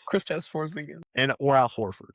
They said they wanted to get, and there was rumors of Anthony Davis wanting to force his way there, and the Wizards have probably said, no. Because he thought he could. Happening. It seemed like he thought he could it's just the Wizards. I can just force my way to the Warriors. And the Wizards said, no, we traded for you. We have your contract. Yeah. We want you to play. As they should. And it was either GM or their owner loves Anthony Davis. He's not letting him go. Yeah. So this is the new wave of that old Brooklyn Nets team when they had Paul Pierce and Kevin Garnett. Old teams this old just don't work because these guys are typically the old guys. They're not super motivated during the regular season. They're going to drop more games than you think. Then they're going to have to scramble to get into the playoffs in the competitive Western Conference. They'll be exhausted going into the playoffs if they do make it. And then lose first round. Or the other option is they rest a lot during the regular season. And these young guys who have basically been shown, who are guaranteed to be low on the pecking order and have less freedom to play. This is like, it just doesn't work. It's like, it also feels reminiscent of like when the Clippers went and got Leonard and Paul George. It's like, now all you guys have to listen to them now. Yeah. Of this team being even more ruled by the old guys on the team, having this little separate billionaires club at the top of the team. And like, good luck if you're not one of their guys. Yeah. Yeah. I don't see that working at all. I mean, it screams LeBron wants to play with Steph Curry just because he wants to. I don't even care if he wins with that. So they'll probably win the 5 games they actually have roll out that starting lineup with. Sure. But this screams that 2012 Lakers team with Steve Nash and Dwight Howard. That Nets team a few years later with Paul Pierce, Garnett, Jason Terry, Joe Johnson. The super old Lakers team too, where he just essentially got back all his old buddies, like 30 or 39-year-old Rondo. Dwight Howard's 39-year-old self was out there. Like everybody just old. I'm with you. I like Axel Lindeborg. He's goofy as all get out. Has zero PR training whatsoever. No, he doesn't. Like zero. And until the Wizards shut down the AD trade, I was like, well, Axel's not going to be a Warrior much longer. Because they realized quickly that his PR training is that bad. And they were just going to ship him for Anthony Davis. If this was 2018 and we're talking about all these players in the starting 5, I'm like, we're teetering on like. Yeah, I mean, it's a 2015 All-Star team. Yeah, but that's the problem. We're in 2026. I don't know. I told you today, I was like, I really don't understand LeBron's fit really anywhere right now. I really don't. And that's like not being mean to LeBron. I think LeBron at his age still doing what he's doing is crazy. The thing is, he missed games last year due to sciatica. Yeah. Who are we kidding here? These guys are old. Jimmy Butler. How many games is Jimmy Butler going to play? How many games is Draymond going to play? Jimmy Butler has never cared about the regular season ever. And Porzingis, his name is Porzingis for a reason. It seems like a bunch of old guys looking to have. Anyways. It looks like a big old farewell tour team. That's exactly what it's giving. And so, yeah. That grade's completely different, but I like Axel. It was interesting at 11. I would have done it because I like the win now players. I just don't really see the Warriors out. Like, I don't see them being better than a 7 seed. I'll say it with my chest. I see them hovering around 500, probably 45 wins ish. Which in the Western Conference, I think that's like you're definitely not top 5. No, not in my opinion. Not. I mean, we'll see what teams drop off. Yeah, we'll see what happens. I mean, a lot can change. I don't know. They're just operating in a weird manner because The thing is, if you do this, it's a vote, and this is what hurts, is you do have some young pieces on this team. Nothing amazing, but this is a glaring vote of no confidence to them. And don't expect them to suddenly start any of those guys to emerge now. Yeah. I mean, Pods was kind of the only guy that maybe could have, but now he's going to be relegated if LeBron actually does come. He's going to be relegated to 18 minutes a game. There's such thing as too many veterans, because in the regular season, we've talked to like those teams like Holmgren, Duran, those guys that performed well in the regular season and during the playoffs. Big reason like those young teams do well in the regular seasons. There's a certain youthful exuberance that is crucial in the regular season of every game being super excited, playing with tons of energy. Not a bunch of old guys that are just been through it all that just kind of want to, not play until the fourth quarter. Happy just wait around and, maybe play some playoff basketball later on. They've just been there so many times. And it's not a statement on them like, oh, they're going to sleepwalk through the season. But, they're not. It'll be interesting. Yeah, because it'll take time for them to find any sort of rhythm. For sure. Because they're never going to play enough meaningful minutes until a certain Everybody point in the league is going to want to beat them. Like, we're playing against LeBron, Steph Curry tonight. Yeah, we're gonna go all out. We're gonna give them hell tonight. Yeah, that's the attitude around the league. So, and that's just, I don't see this. It's also weird that their last game, Steve Kerr's hugging Draymond and Steph, kind of like in a long, like, this is a goodbye. Like that, it was really weird. This whole situation has been weird the entire summer for the Warriors. Yeah. And as someone who, I think Steph Curry's awesome. I really do. He's not that guy anymore. He has flashes of it, but he's also old. Like, let's call a spade a spade. LeBron and Steph are both old. I don't not want him in playoff basketball anymore.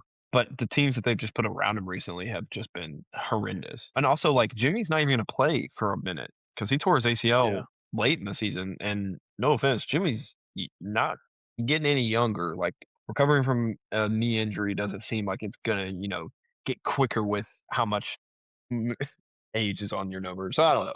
Warriors are a weird team, but who's next? We have the Houston Rockets. This will be a very quick one to go through. Quick. At 31, they took Bruce Thornton out of Ohio State. Love it. And they signed two-way Quadir Copeland from NC State. And they got to the Summer League Oscar Clough from Purdue. Just because of Clough. It's only a Summer League deal. If they gave him a two-way deal, I would give him an A. Yeah. For me, it's going to be a C-, just because I don't see... They're at 31 for Bruce Thornton is rich. It's rich. Because he's a 6'0" guard. That's probably more of a 2 guard. He's not long. He's not very quick. His production at Ohio State was great, but yeah, he didn't look great against their highest level opponents. I would have had him more as a two-way guy. 31 is high, but that's all he really did. So I can't knock him too much. Yeah, I don't know where this team's going. Yeah, it's a C. Yeah, I don't either. It's not a lot. Very, very interesting team. I thought they would have been a little more active in trades. It's weird how we haven't heard a lot from them. Yeah. So far, I felt like this was definitely Marcus a team that Smart being a addition. Which does that move the needle? Not really. Helps. But I really thought this was a team that was going to get off Freddie's contract to get a point guard. I really thought they could have been in the Josh sweepstakes. Well, if you can call them sweepstakes, but who knows? I mean, this is obviously Trailblazers talk, but maybe they slide in and get like a Drew Holiday or something like that. I don't know. I feel like they have a glaring need, but they just haven't done anything about it. I don't know. They're a weird team. I would see. Is the glaring need for them to trade Kevin Durant? It's kind of one of them. That's 1A and 1B. Why not trade Kevin Durant to the opinion. Warriors? Just keep it going. If only Kawhi could have went to him. PG, get over there. Yeah. The 2015 All-Stars. See how they do. It'd be so curious how they would actually perform a regular season. Oh, for sure. All I have to say on Bruce Thornton outside of Ohio State, I felt like he is one of those guys that we're going to look back on and we were like, yeah, he was a really, really good college player. And that's it. That's the only statement. That's all I have on Bruce Thornton. He's a good college player.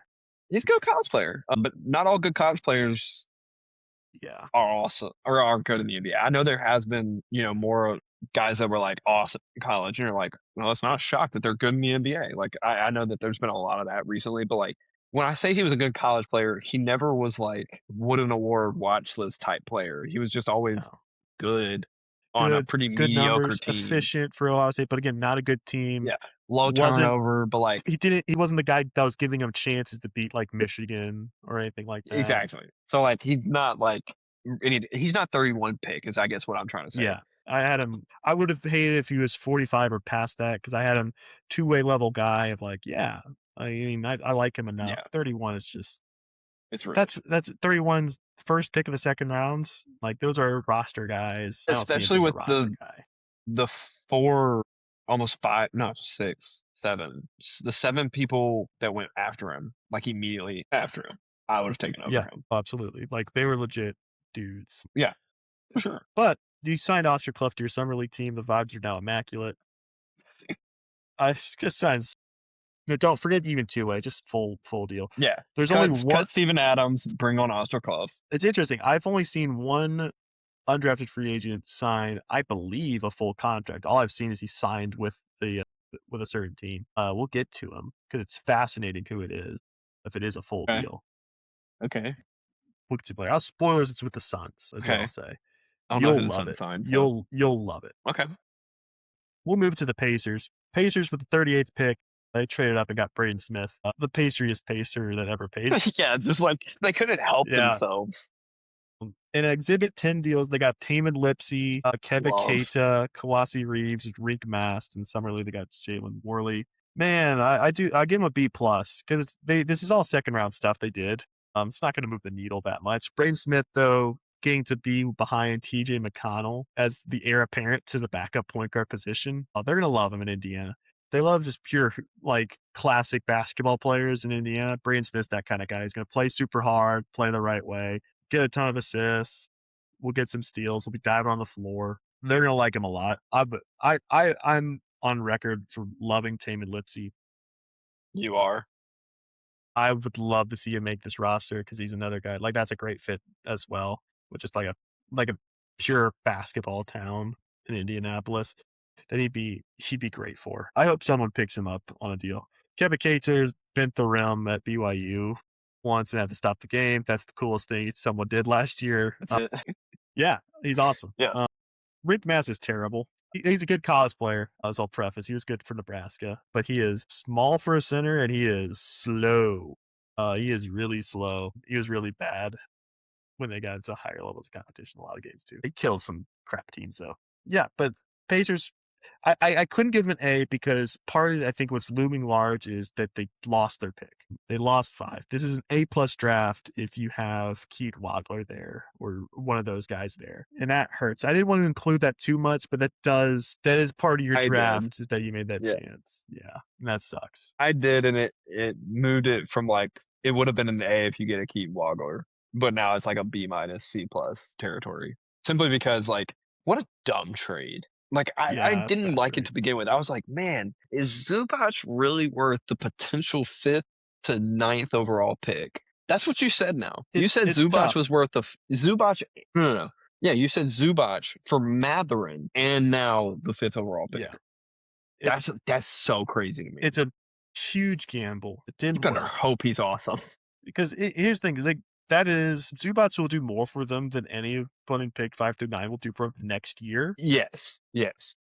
And they're looking to get back to the finals, and they'll be good because of that. But yeah, it's tough. That didn't work out. Yeah. Lipsey did. I love Lipsey, so that notice I noticed that pretty quick. And then Braden Smith, as you said, paceriest pacer that there could be. I mean, he's from Indianapolis and he played at Purdue. Like he stayed in his circle of region. That move us now. I have to pull up some stats real quick for somebody. It'll be obvious in a second who it is. I know who it is. But the Los Angeles Clippers up next with the 5th pick. They fielded a lot of offers, including from the Grizzlies, reports say. But they ultimately stood pat and took Keaton Wagler at 5. Second round, they took Baba Miller at 36, Nick Martinelli at 55, and shocked the world, and me especially, by taking just you, Narcisse Ngoy, who went to college. Is going to be playing for Auburn this year, actually. They took a college drafted stash. First one? Not the first one. Larry Bird's actually the first one. Fun fact. Oh, was he really? The Celtics took him a year early because they were like, we're not going to be picking top 10 anytime soon. Let's take Larry Bird now so we get him next year. I didn't even know that. Some loophole, some weird stuff going on. They got that done. Red Auerbach being a genius. Front office mastermind. The next year, Celtics front office is always somehow making we could big go brand through moves. how they turned absolutely nothing. How they turned signing ML Carr into getting Robert Parrish and Kevin McHale for nothing, essentially. Nothing. Well, I'm gonna get into that because it's now in my mind. So they signed ML Carr from the Pistons, who was a good player. And the Pistons wanted, like, hey, at that time you get compensation if someone signed a free agent from you. They said, we want Bob McAdoo. And so they're like, okay, we'll give you Bob McAdoo if you give it. So you make a deal out of this. If you give us basically, let us sign ML Carr and you give us your first round pick. And the Pistons were like, sure, we'll give you your first round pick. The Pistons were like 15-67 the next year with Bob McAdoo because he was old, hurt, bad at that point. That becomes the number one pick. And they then trade that number one pick, which was Joe Barry Carroll, to the Warriors. Joe barely cares. For the third pick, which was Kevin McHale, and the Warriors center at the time, which was Robert Parrish. That's how they, and the year before that, they drafted Larry Bird a year earlier, so they got all those guys coming in basically at the same time. Yeah. And built a juggernaut. Yeah. And that's the genius of what was going on for them. Side tangent aside. Yeah, my bad. Keith Wagler is the right pick. They get an A for me just for that. I should say they signed Fletcher Lawyer to Exhibit 10 as well. And we'll get into the Kawhi Leonard trade in a minute. Yeah, and I like the Bob Miller pick at 36. Nick Martinelli at 55 is fine. He might end up, whatever. Narcisse Ngoe is fascinating. Have you watched him now? I have not watched him. I haven't watched him. I'll admit to that. But he's 7'1" with a 7'7" wingspan. That was playing real minutes for a professional team in France. Not the first division, but the second division. But that's still, and from doing the research on all the 15 to 21-year-olds, it's very rare to still be playing huge minutes, averaging 9.8 points, 11.6 rebounds, and 2.5 blocks. And as a professional, he is 21. He's actually about to turn 22. So he is getting older. He's going to Auburn? He's going to Auburn. He'll be there, I think, just for next year. For 1 year. But again, has been just a rim-running beast in Europe.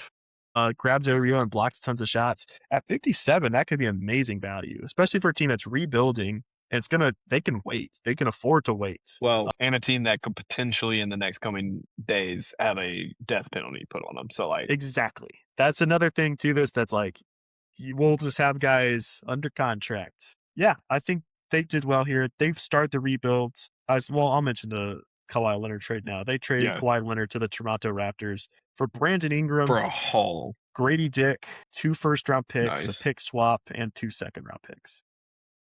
For a 36-year-old. For a 36-year-old Kawhi Leonard. That is well done. And now they're a team you can count out in the Western Conference next year now. But easily. They have a direction now. Keith Wagler is someone you can try to start seeing if that's a guy to build around. Mm. Major upside to him. Would not shock me if Keith Wagler is the best player in this draft. Would not shock me. Yeah. I don't think it'll happen, but I would be shocked. He would be my pick for it, but if he's a multi-time All-Star, I think that is very, very possible. And a guy you could build around. Yeah. And getting to play next to Darius Garland from the get-go will be great for him. Huge. He doesn't have to be on the ball right away. He can develop as a secondary playmaker, similar to how I don't think Keith Wagler is going to be Shea, but similar to how Shea got to develop next to Chris Paul as secondary playmaker, now primary playmaker. Before Shea knew that if he fell to the floor every play, that he would get a foul call. Yeah. When Shea never hit the floor ever. And eventually Wagler will learn that too. And how good will he be then? So you're just say it. You're calling Keaton Wagler Shea Gilgeous. Yeah, let's just go ahead and say that. You heard it here Baba first. Miller is 6'11", small forward with some playmaking ability. He's not a shooter at all. She probably should say power forward, but he rebounds a ton. He averaged 3.5 assists. Like the guy's good. Get him at 36. Another potential pick. This is now the framework out of nothing into something. They had no picks and a bunch of old guys. How are you going to build a roster? Rip off the Pacers. That's how. Get Keaton Wagler out of it. Sell high on Zubac, who has not done it since. Play's been hurt since. Which, fair. And you got the 5th overall pick for it. Yeah. And Benedict Mathurin. That's an A. That was well done from them. And they get an A. They get an A for me. Yeah, I couldn't agree with any more with what you said. Like, I thought the value that they got for Kawhi Leonard is crazy. And I can't technically take credit for this because I've heard it a bunch. I've been doing nothing but listening to podcasts in my just marathon of work that's been going on. And a bunch of people have been like, is this like the league saying, hey, you better get rid of Kawhi Leonard? Like, we're coming down hard on y'all, but it'll be nicer if he's not on the team. I think a large part of what happened was Kawhi Leonard was legitimately a top 5 player in the NBA he was last awesome year. last year. He was incredible last year. He was healthy, and they're saying, and this is similar to LaMelo, we don't want to be in the Kawhi Leonard does. Sell high. Get what we can now. And they sold high. They got a lot for him. And their rebuild's looking strong now. Out of nothing, the rebuild's looking strong because they got great value for Harden. They got great value for Zubac. Now they got great value for Leonard. Yep. Gotta give him credit. It's been well done. We'll move to the other LA team. Lakers traded up one spot using cash to get Cam Carr at 24. Great pick. Loved it. They also got two-way signings, A.K. Okereke and Peter Suter. No, care for them. Is he the guy from Miami of Ohio? Deadpool 2? Okay. Yeah, Peter. And they got an Exhibit 10. They got William Kyle III from Syracuse. I do like him. They got Robbie Vila. We love him. They got Kareem Abdul-Jabbar. Yeah, they do. They got Milt Chamberlain coming back. So they do. You got to love this. Hope he makes the roster. He has no chance of making the roster, but I hope he makes the roster. I don't know if you saw the athletic testing from the Portsmouth Invitational. His times on all the athletic testing, he was last by a lot in every single test. Like, shot time. I'd be mad if it wasn't the case. Second later. If it wasn't the case. Course, 3/4 court sprint, like a second slower than everybody else. Vertical jump, 6 inches slower than everybody else. He didn't jump off the ground. He had my vertical. He had 23.5-inch vertical. That means I have a significantly higher vertical than Robbie Avila. They also got an Exhibit 10's Chase Ross, who I do like, and Robert McRae V, who is the worst prospect I think I evaluated. Portsmouth Invitational, he had turning the ball over like 5 times a game, like legit. He was horrific. So you're telling me outside of the Cam Carr, they in Robbie Avila being fun. I like the name Kyle a lot. I thought he should have been picked. I'd like to see him on a 2-way. Small ball 5 type. I think he'd actually fit really well on the Lakers. Cam Carr, though, makes the whole draft an A- at the very least for them. They did not do a lot, and they made off with a great player that has lottery talent. Why did he fall? There is some weirdness to how he left Tennessee. But it's good. I want to get out of the orange anyways. Like, good on him. Yeah, he did leave mid-season, though, which is just a little bit of a red flag. It's bad. He doesn't really pass the ball. Like at all. Who cares? But he jumps out of the gym. He's super long. He can really shoot the ball. His role on this Lakers team is perfect for him. He'll be surrounded by Luka Doncic and Austin Reeves, being able to do the playmaking for the whole team pretty much, do the scoring. And he's just got a guard, which he does well, shoot threes and catch lobs, which are the things he does well. And he could be amazing for this team. I scratch A-. I'm going to give him a full A. That's a great value. I love Cam Carr. Great fit for what Cam Carr could have went 10 spots earlier. Yeah. Really? Yeah, absolutely. Like if the Bulls took Cam Carr at 15 or even the Bucks took Cam Carr at 13, I wouldn't have batted an eye. That's how much I valued Cam Carr. He is I was shocked. Really skinny right now. I wonder how much is people who watch and they saw the value of strength and size, which came up a lot, is the Western Finals and the NBA Finals. Yeah. And said, this guy's 180 pounds, soaking wet right now. Let's take a NBA ready body like Dalen Swain over him. I could see that being a reason why. I just don't like. We've named the reasons of why he doesn't really pass the ball. He's skinny, and all that. But he's so good at what he does, and it's perfect for Luka. I mean, it's perfect. Yeah, he's gonna have so many wide open catch and shoot threes. So many. Rob Pelinka is such an interesting GM because he either makes absolutely incredible moves or he signs DeAndre Ayton. Like me watching a Lakers fan crash out when he sees that the only people that the Lakers are targeting, and this is before LeBron has said, I'm not coming back. They're targeting Jacques Landale and who was the other person? It was similar wavelength to Jacques Landale. So, I mean, if you can just imagine, like, great, we're going to go sign vet minimum guys. Jacques Landale got $14 million per year. 1 year, $14 million from the, I think it was the Hawks. Re-signed him. 14? Yeah, baby. Holy crap. Landale lit it up for us. Okay, hold on. I'm sorry. That is the live reaction. Jacques Landale making $14 million. It is crazy. It was just the sound of it. I'm like, I guess it's a 1-year deal. That's why it's so high. I wonder how much of that is guaranteed. But golly. Also, speaking of, since we've been on, Luke Kennard, 2-year signed deal with the Suns. And Keon Ellis, to the Nets. Because the Nets just want to keep getting guards, but at least he defends. But they got one who guards who actually plays some defense. So I actually like that signing a lot for them. I don't even know what I said for my grade for the Lakers, but obviously I love Cam Carr, and it was an A because I love Cam Carr. And I just, man, also, if you're Dalton Connect, pack your bags. You are so far out of this building. We can talk about the Reeves extension. It's rich, but I get it. Like, Luka likes him, and you're building this team around Luka. And can Reeves play the same role that Kyrie played for the Mavericks next to Luka in the finals? Similarly, very similar. I don't think he's as good, but he played. He's coming off a career year, but now what you have to do, because Luka don't guard, Reeves don't guard. Austin Reeves don't guard. Yes, Reeves somehow guards just as much as Luka, which is nothing. So every single player on this roster outside of them has to play defense. That has to be the name of the game. Because we want shooters, but everyone has to play defense. And then offensively, your role is either you're a rim runner or you're a shooter. And there's the rest of the roster, and you fill it out.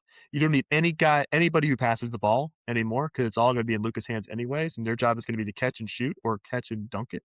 So that's why Cam Carr's a great fit. We'll see what else they fill out this roster with, because if they're playing with Jock Landale, that's a horrible plan for a center, because DeAndre Ayton is still on this team. Jock Landale, you're asking him to shoot the ball, basically, which he did too well. I give Landale credit. He was knocking it down this year, and I like Landale a lot, but you want defenders who catch lobs and shoot threes. That's not Jock. That doesn't sound like Jock Landale. So it'll be interesting. Honestly, a trade for like a Miles Turner, I wouldn't hate. Yeah, that'd be a good one. Wouldn't hate it at all. Also, the Emirates Cup just got announced. We're with the Pelicans, Clippers, Timberwolves, and Thunder. Whatever. We finished second in the group. We finished second. We can absolutely finish second. We're 1,000% finishing second. We are beating the Clippers and Pelicans. By a lot. Yeah. Hopefully. Sorry. Speaking of, because we're moving to the Memphis Grizzlies here. The Grizzlies. Let me get my tater tots out. Yeah, get your tater tots out, because we're about to get to those. Grizzlies at number 3 took Cameron Boozer, I did not do this because the Grizzlies took him. I did have him moved up to number 1 by the time the draft happened on my board. I did go back and forth between him and Devanza. Because it was a 1A, 1B. They moved down from 16 to 17 to pick up 2 second-round picks from the Thunder.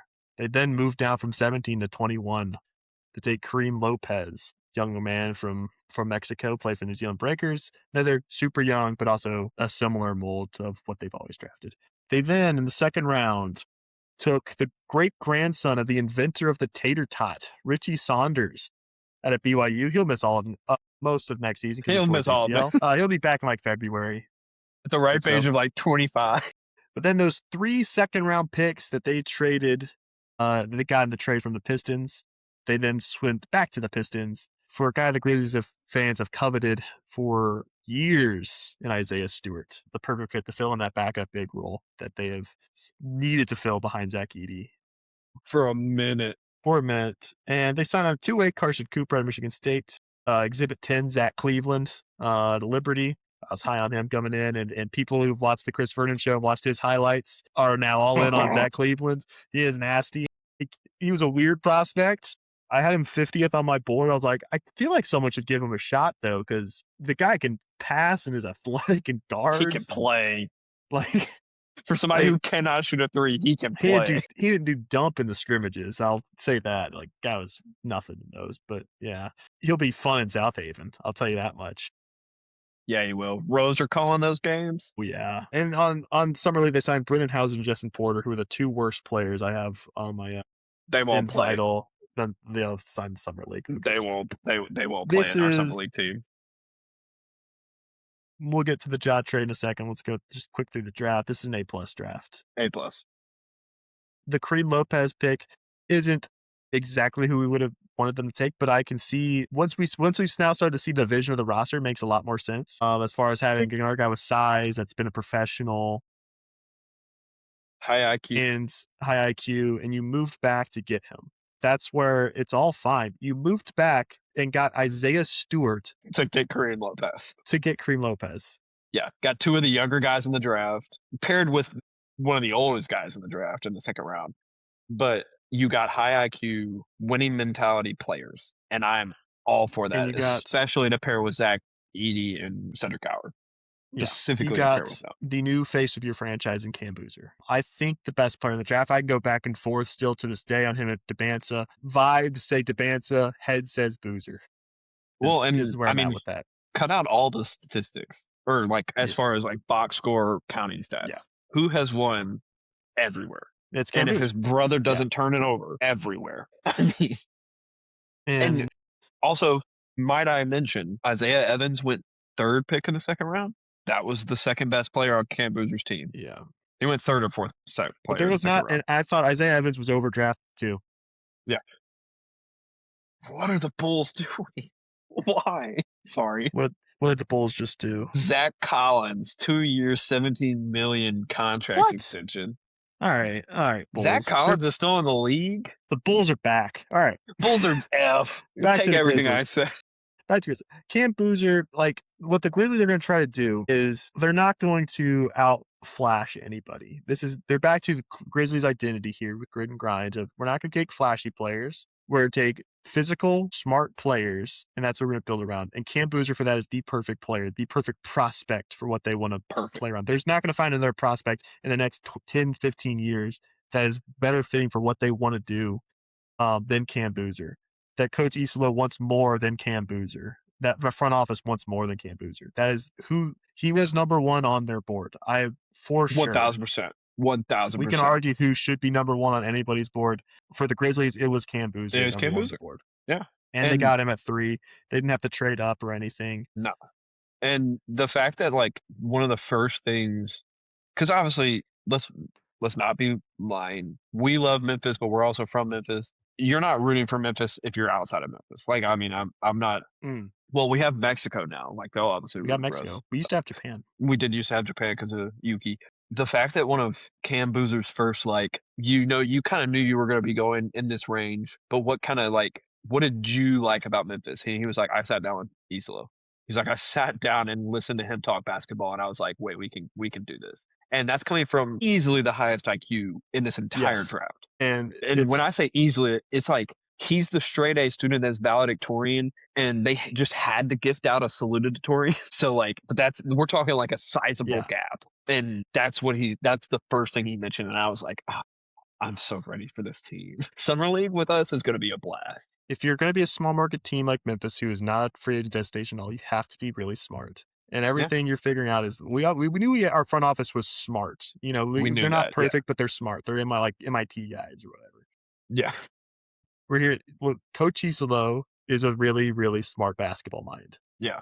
Getting guys like Cam Boozer and Kareem Lopez and Richie Saunders, who are all professionals basically coming in. They're smart guys coming in. And then you start filling out your identity of we're going to beat people up. We want to get back to Memphis basketball. Yep. We're going to go get Isaiah Stewart, who will, again, missed all defense this year because he chose to go fight people. Yeah. And he said, why the F did you draft me to Detroit if you don't want me to get off the bench to fight? I have never been so excited. My phone was dead, by the way. So I had to sit. I was also in Virginia where I am right now when the draft was happening, and we were sitting at the ale house across the street because I wanted to watch soccer, but my phone was dead, and I assumed they would also have the draft on like a side screen, but they did not. So I missed everything until I got to my room, and I just see 1,000 texts about the fact that Beef Stew in all caps is a Grizzly, and I won't specify which 2 emojis were sent in excess, but they were sent. Beef Stew is arguably if you ask any true Grizzly fan, Beef Stew has probably been number 1 or number 2 on every single person's if we can get a guy. If we can go out and get this guy. Who reason can we get in the league if you could pick a guy? Everybody would have said Beef Stew. Any true Grizzly fan. There's going to be some Grizzly fans that we lost because John Moran is no longer a part of the team. And they weren't real Grizzly fans. I'm fine losing Yeah, they weren't real Grizzly fans. But i.e. cough, my wife. She was like, who did y'all go to? I was like, the Trailblazers. She was like, okay, I'm rooting for them. I was like, why? She's like, well, I didn't watch Zach Randolph, Marc Gasol, and all them. I'm like, exactly. It's showing. If you didn't watch Tony Allen and them get on the ground and like you come into Memphis and you're coming out with blood, like that's why I'm so happy about this. And it's not just an A plus because we are fans. The process that our front office has started to do with these drafts. I mean, since realistically the 2017 was that Dylan Brooks draft? Or was he 2016? He was 2017. Yeah. Okay. Since that draft, I can name you the 3 picks that have not panned out. And it was Zaire Williams. I know this offends you, but technically Jake LaRavia and 1,000% David Roddy. Yeah. Those are the 3. Those are the 3. Jalen Wells is a second-round pick that has been a really good NBA player. Santi Aldama was late first round, been a solid NBA player. Desmond Bane is a max contract level player. I mean, Gigi Jackson was late second round, and he's the tank commander. I mean, we got to thank him for the top 3 pick we got right now. Zach Edey and Cam Boozer are on this team today because of Gigi Jackson's work. Because of Gigi Jackson. And Cedric Howard, technically, if we want to even just throw it that way. But A plus, and I think even with the Ja trade, it's still an A plus. Yeah. Because I know we made it this far without mentioning it. Let's mention the Ja trade. The Grizzlies trade Ja Morant to the Portland Trailblazers and get back Jeremy Grant and Chris Murray. We knew the value was low. And I think you started talking about where the Grizzlies got to send out a first-round pick with it. And a lot of people wanted, they just need to repair the relationship. This was beyond repair. It was done.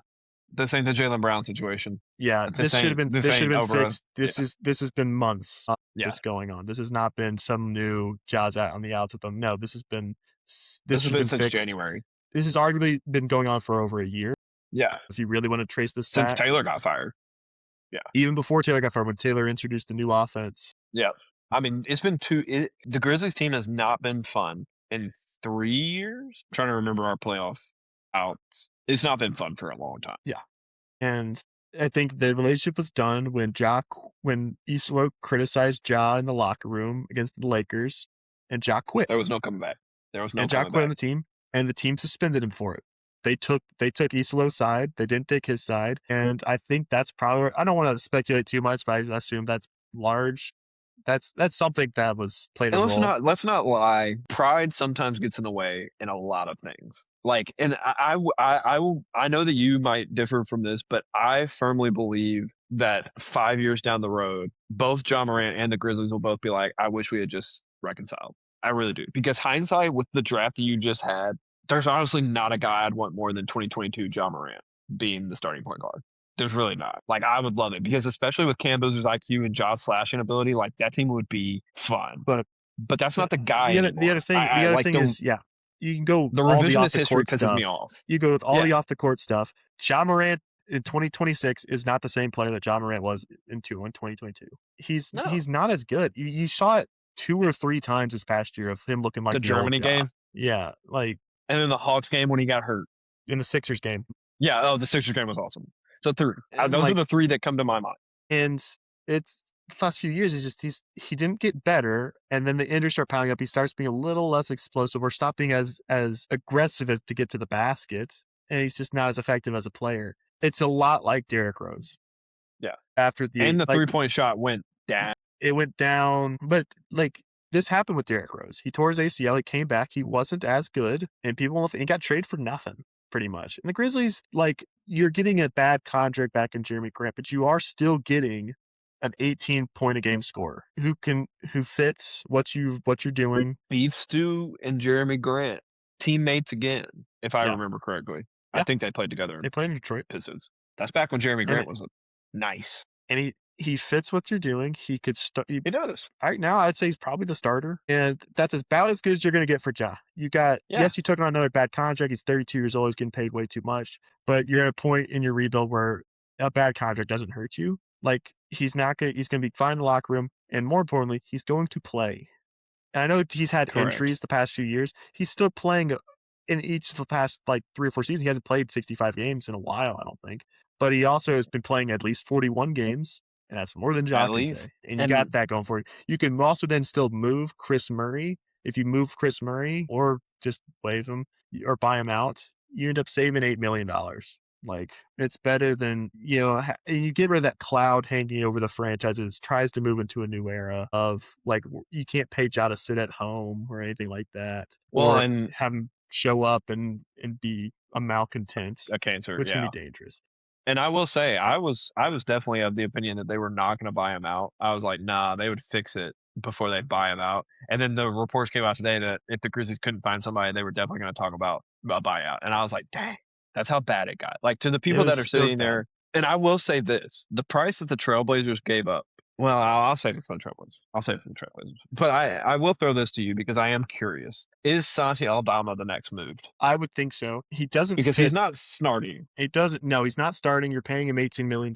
He's as value, and you can get something for him.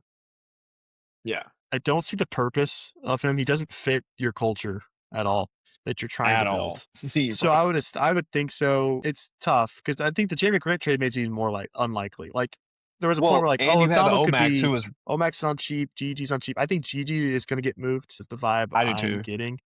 If you didn't extend him already, you didn't extend him. Moved. I think he's getting moved. I could see Aldama getting moved. I could still see Jeremy Grant getting moved.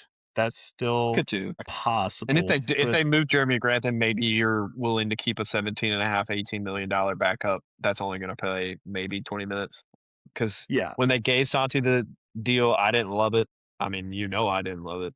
And then he didn't really play better. Like, he was still good. He improved defensively. I'll give him that. He did improve. Yeah, but he wasn't $18 million. No, he didn't suddenly become super productive, like 15 a game type guy, which I think is what they were hoping for.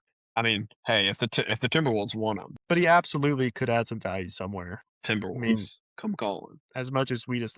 He's one of those where I thought he was going to get packaged with Ja because... I did too. The Grizzlies fans are higher on Ja than the collective NBA, but the collective NBA is higher on Santi Aldama than all Grizzlies fans are. So it would even out perspective-wise for how the trade would go.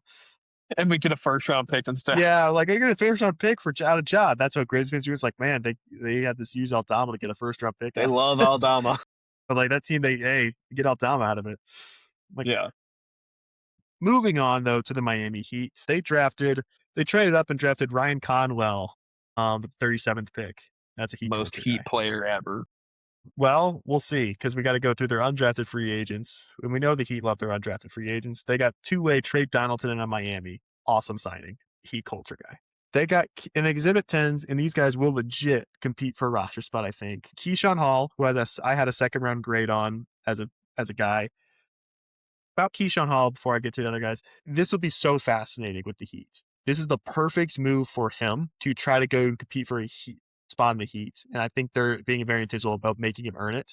Because the knock on him was there was a period of time where he gained a lot of weight because he wasn't focused on basketball. He was more concerned about becoming a Fortnite streamer. That's legit. That's not me just making jokes. Like, that was his goal in life instead of basketball was I'm going to play Fortnite. So he got refocused and had a great year at Auburn last year. I think that him being on the Heat could be amazing for him. He's got a lot of talent. For Keyshawn Hall. Yeah, he could be. I didn't know about the Fortnite thing. I didn't know that was like the knock Fortnite. on him was like he previously had gained a lot of weight and was just streaming Fortnite like 24/7. That's hysterical. Yeah, truly hysterical. But he slimmed down this year and was really good for Auburn. That could be great. Javon Hadley is another guy I like. I like Trey White as well. Those are the other Exhibit 10s. I think they're competing for roster spots. Some of the guys I didn't care about. As a draft, this is such a Heat. I'm including the undrafted free agents.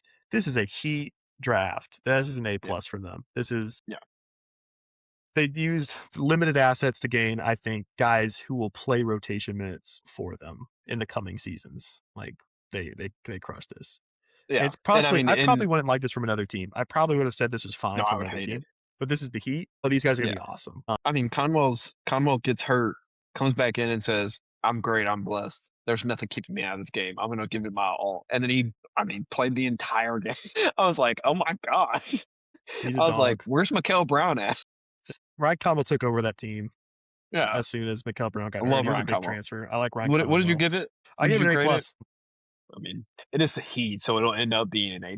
But I think these guys will never be good anywhere else. They did the most with least in this draft. Yeah, I can get behind that. I was just gonna go A-, but I'll bump it to the plus because honestly, with the 13th pick, because they used that 13th pick for other purposes.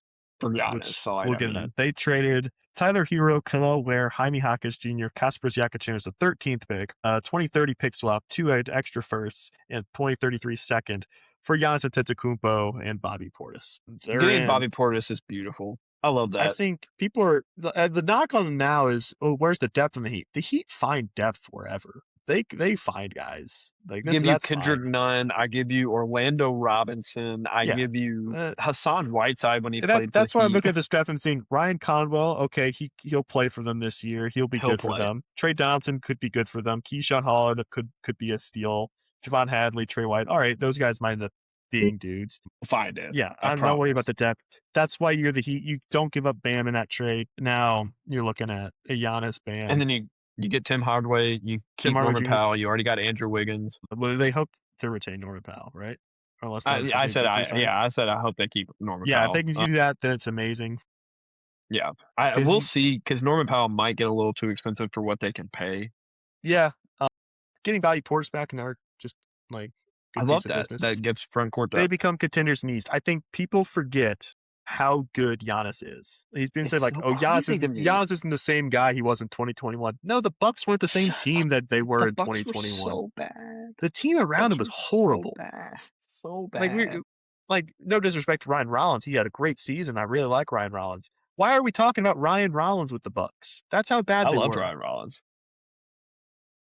My stank face was just for Dean Wade, 4 years, $39 million for the 76ers. Dude. Why are they dishing out money? Yeah. Sorry. Why are we giving Dean Wade? Why Dean Wade? I like Dean Wade. Yeah, but he's a role player. 4 years, 40? All right. Yeah, sorry. Yeah, but Giannis is one of those guys, and there's not too many in the league where if you look at like the on-off plus minuses, every year it's extreme. There's only a couple guys in the league like that where it's Giannis, Jokic, him and Jokic, Shea, and then there's a couple guys that will get there every now and again. The Curry used to be that back in the day of like, you look at the on-off, it's like plus 10 to plus 20 every year. Yeah, Giannis is that every season, including this year. Giannis is Wembanyama is one of those guys now. Like these are the level of like carrying through the regular season of like, this guy changed the game when he's on the court. The entire game from both teams now revolves around him. And with the coaching for the Heat with him is scary. They have still more talent than the Bucks did for the last couple years. Yeah. Next to it, they can contend in the East this year. Yeah.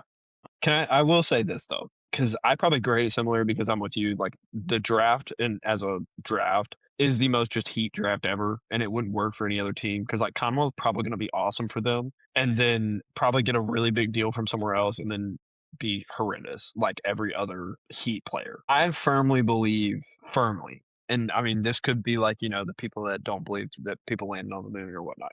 I firmly believe that the Bucks released that Jaylen Brown was being offered to get a Yakachonis or Kel'el Ware in the deal. Like I think that the deal was already in place, and then they released that Jaylen Brown, and the Heat were like, well, crap, we can't compete with Jaylen Brown. Like give him Yakachonis. Yeah. And then that's how the Bucks end up with both Kel'el Ware, Jaquez, Yakachonis, and I mean Tyler Hero's not a bad player, but I just don't like him. But you get essentially, I mean, Kel'el Ware, correct me if I'm wrong, is 20 or 21. He's still young. Well, he's super young. Like a junior, I think, coming out. I think he might have been a sophomore.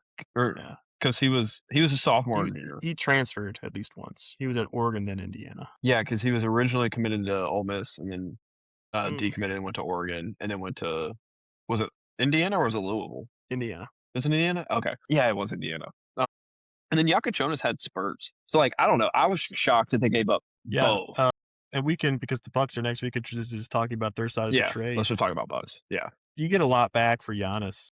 You do. It's full rebuild, though. You get Hero, Ware, Jaquez, Yakachonis are all guys. Those are like building blocks of a rebuild. If you decide quickly you don't like them as a part of your rebuild, you can flip them for something because they have value. Each one of those guys has value, and you get picks with it. Yeah. They already spent first guy I'd be shipping away, though, would be Kuzma. First guy. Yeah, absolutely. Kuzma and Miles Turner are both guys that I would immediately get off of. I think we'll go to their picks real quick. They took Braden Berries at 10. They took Nate Ament at 13, and then they bought the 60th pick and took Malik Lewis. Is Nate Ament not the most Bucksiest It felt like the Bucks. but I give him an A because they didn't take him at 10. Well done there. You took Braden Berries, who's a great prospect at Love 10. Braden Berries. And there's a lot of good young players now on this team. They also got Rafael Castro on a two-way out of George Washington, and they got Boopy Miller on their summer league team. I give them an A. I think this team will surprise people this upcoming season because Taylor Jenkins is the coach, and he will underachieve. He will overachieve with a young team that like he'll find ways to win with them. Like, but also name a better developer. Yeah, he's a great developer. Like, I can't be happier that Braden Berries and Nate Ament both get. Don't be Taylor shocked if Kel'el Ware, Jaime Jaquez are in All-Star contention this year. Like, I would not. It's Taylor Jenkins. I mean, like if they're gonna have a lot of freedom this upcoming season, there's gonna be no expectation for the Bucks. Both those guys are capable of scoring 20 plus. A Hero will score a lot for them. Hero's gonna be Hero might average 30. Like, yeah, Hero's gonna be the new Cam Thomas. But there's a lot of opportunity now for guys who previously had to fit in for the Bucks or for the Heat rather, and now which was good for them, but now they're gonna have the freedom to really spread their wings and fly. Yeah, exactly. Or crash. Now, one of the two. I will also say the Heat are kind of like the Spurs back in the day were like this, where a guy leaves the Heat and they're not any good anymore. Yeah. I don't see that happening to Tyler Hero because he was never really Heat cultured. I'm not worried about that happening to Hero. I'm not really worried about Ware that much. I'm not really worried about Jaquez. Ware didn't really fit in with Spoelstra. I've been if they're excited about getting a Nikola Jovic back, that'd be the one I'm like, that might have just been a Heat guy. He's the other guy I forgot about. I forgot that he was on the team. He's making like $18 million a year or something stupid like that. I don't know. Did he really get a contract? Yeah, he's got here. I'll look it up because I'm pretty sure he's getting a Nikola. I can't Jovic. Get the Bucks an A plus is because they still don't have the guy. 4-year fully guaranteed $62.5 million. Ooh, for Jovic.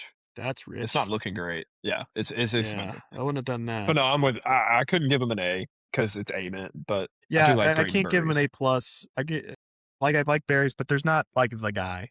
Berries could be, but I think he's more like a 2 at his ceiling. There's a reason I really liked Berries as like a Maverick. Yeah. Because he would be like a 3 or 4, and he would really I felt like he would have flowed so well. Because I would have liked him over Cam Christie is more, or Max Christie, whichever Christie's there. Max Christie. Yeah. I would have just liked Berries better in that role. I'm with you though.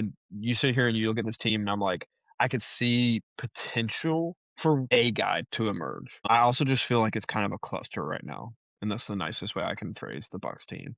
Like, I feel like they're going to be able to evaluate a bunch of good NBA players, but I still feel like this team's probably going to – the team right now will not look the same come February of 2027. No. It's going to be completely different because I think they're going to determine – Taylor Jenkins is going to quickly figure out this guy can play, this guy can play, this guy can play, and he's going to flush the other. Yeah. Because, I mean, I thought Ryan Rollins was phenomenal last year, and the Bucks team really determined not to lose him. But then you get Berries, you have Hero, you have Yakichonis. It'd be really surprising to me if they just walk into the season with all those Heat guys still in the roster. I'd be shocked too. One of them, because that implies to start this rebuild. You were analyzing who the guys we want to start the rebuild, and they're all on the Heat. All right, that's weird. Like, I could see keeping Kel'el Ware and Yakichonis, and then maybe flipping Jaquez and flipping Hero. I think would be wise. Just give him that Berries way. Yeah. I mean, hey, the Pelicans haven't done anything yet, so maybe we'll get to them in a second. Just maybe. We're gonna get to the Timberwolves are up next. They took Isaiah Evans at 33, and they took Trey Kaufman-Renn at 59. They have summer league deals with Toby Harris, Devin McLaughlin, and Aiden Haney. I like their draft. They gave up Julius Randle to move back 5 spots. Their draft I don't hate. I'm going to give them an overall C because I'm just looking at – I'm not going to analyze losing Julius Randle as part of it. I'm going to look at it as a separate entity because that's different. They got rid of Julius Randle. They just left a gaping hole at power forward. They left a gaping hole at power forward. I think Isaiah Evans is a fine pick. I think Isaiah Evans is not a steal at 33. I think people liked him in the first round. I thought if he wasn't at Duke, no one would be talking about him that highly. He's a good shooter. He's not a great shooter. He's a good slasher. He's not a great slasher. He doesn't really create for himself. He's not an amazing defender. He's pretty skinny right now. He also just flashed at random times. So, people have a weird opinion. So, if you saw him go crazy against, Auburn last year as a freshman, you're like, yeah, Isaiah Evans is going to be a dude. He's awesome. But, seeing too many games, it's hit or miss with him. It'll take some time. which they don't have, possibly. We don't know how much time they have with Anthony Edwards. We'll see. Trey Kaufman-Renn was a big riser for me. Yeah. In the process, because I thought he was just this undersized power forward that hit, his little shovel shot that he liked, and I was like, all right, that's not a great college player, not gonna work in the NBA. Shows up to the G League Combine, starts bombing threes on people. I'm like, this is now a different prospect, Trey Kaufman-Renn. So I don't hate him grabbing at 59. That's kind of intriguing. You give up Julius Randle for nothing. You dump him, and I get it. They wanted to make room for Ayo Dosunmu, who played well as a role player for them. But this is what they do. They recognize correctly, I think, that was what has made them good has been their role players for the past few years. Between Dosunmu, Alexander Walker, Jaden McDaniels, they pay a ton to. Those really have been the guys that have been difference makers. We saw how Anthony Edwards goes out in the playoffs and there's no discernible difference because they still have all their role guys that are tenacious defensively and get after it and can make some stuff happen. So they like paying their guys who are great in their roles, and the disappointment has been their second stars. That's been the big disappointment. Julius Randle was disappointing as a second star, so they just dump him for nothing. The problem that creates is now you lack a second star. Yes, he was not great at being it, but that's a lot of production you just lost. So they do this. They trade for LaMelo Ball and Josh Green to give up Naz Reid, 2033 first, 3 seconds, and 3 first-round pick swaps. Yeah. So you just signed Dosunmu to a big contract. He's not starting anymore. That's odd. He's still a power forward. Maybe they're going to go real small. Or is he? Or is he? Yeah, it's now a weird roster. It feels like a desperate move to make Anthony Edwards happy. You did the same thing earlier with Karl-Anthony Towns. He just did the Randall, which was he's not good enough as your main star. Let's dump him for other pieces so we can make way for Naz Reid because everyone loves Naz Reid. We got to pay him because he's been great as a sixth man. It's like, well, there's a difference between great as a sixth man and a little bit underwhelming as your second starter. Yeah. There's a difference. And I don't know. But again, what made them great has been their role players. Yeah, but I don't see the fit. I mean, here's the thing. They needed a playmaker. They needed a point guard.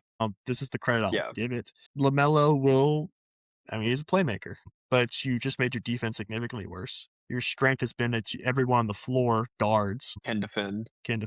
Yeah, this isn't. You gotta wait to see if they do more because they have to do more because they desperately need a power forward. They have to. Jaden McDaniels cannot be your 4 going into the season. That he needs to be slide down to 3. It needs to be your lineup right now should be LaMelo, Anthony Edwards, Jaden McDaniels, blank spot at power forward to whoever we find in Gobert.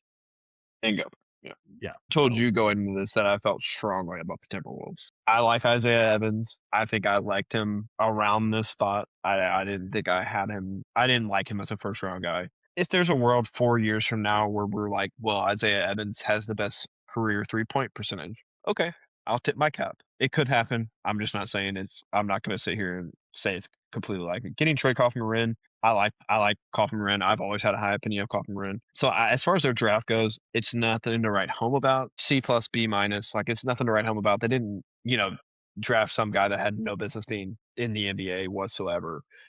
That they took 2 guys and I'm like, okay, I see what their role is. Sure. Julius Randle trade, I understood.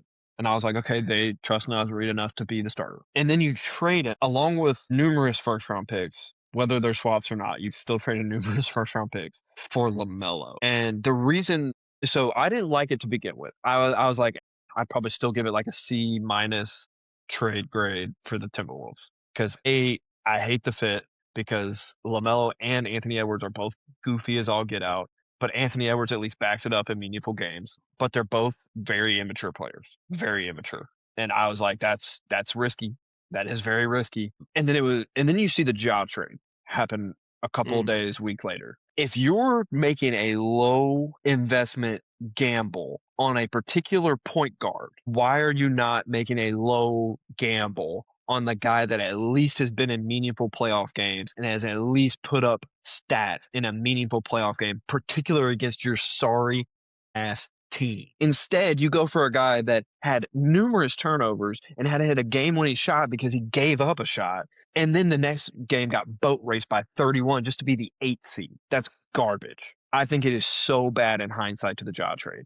I think it is trash. If you are willing to just invest low, don't go high on LaMelo, who's never played a full season in his life of meaningful basketball. Would you rather have LaMelo or would you rather have Naz Reid and Ja Morant? because that's your reality. That's my point. Like that's actually a team that you can put on the court game one. Yeah.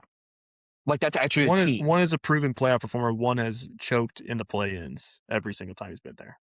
Yeah, and it makes it's a gamble I because hate it. Because I'll say this: if we just go based off last year, LaMelo Ball, as of right now, has been a better player than Ja Morant for the last couple of years. Yeah, the last couple of years. But your gamble is that he will deliver when it counts, which is something he has not done. Correct, and you're also talking about put him in your system. Yeah.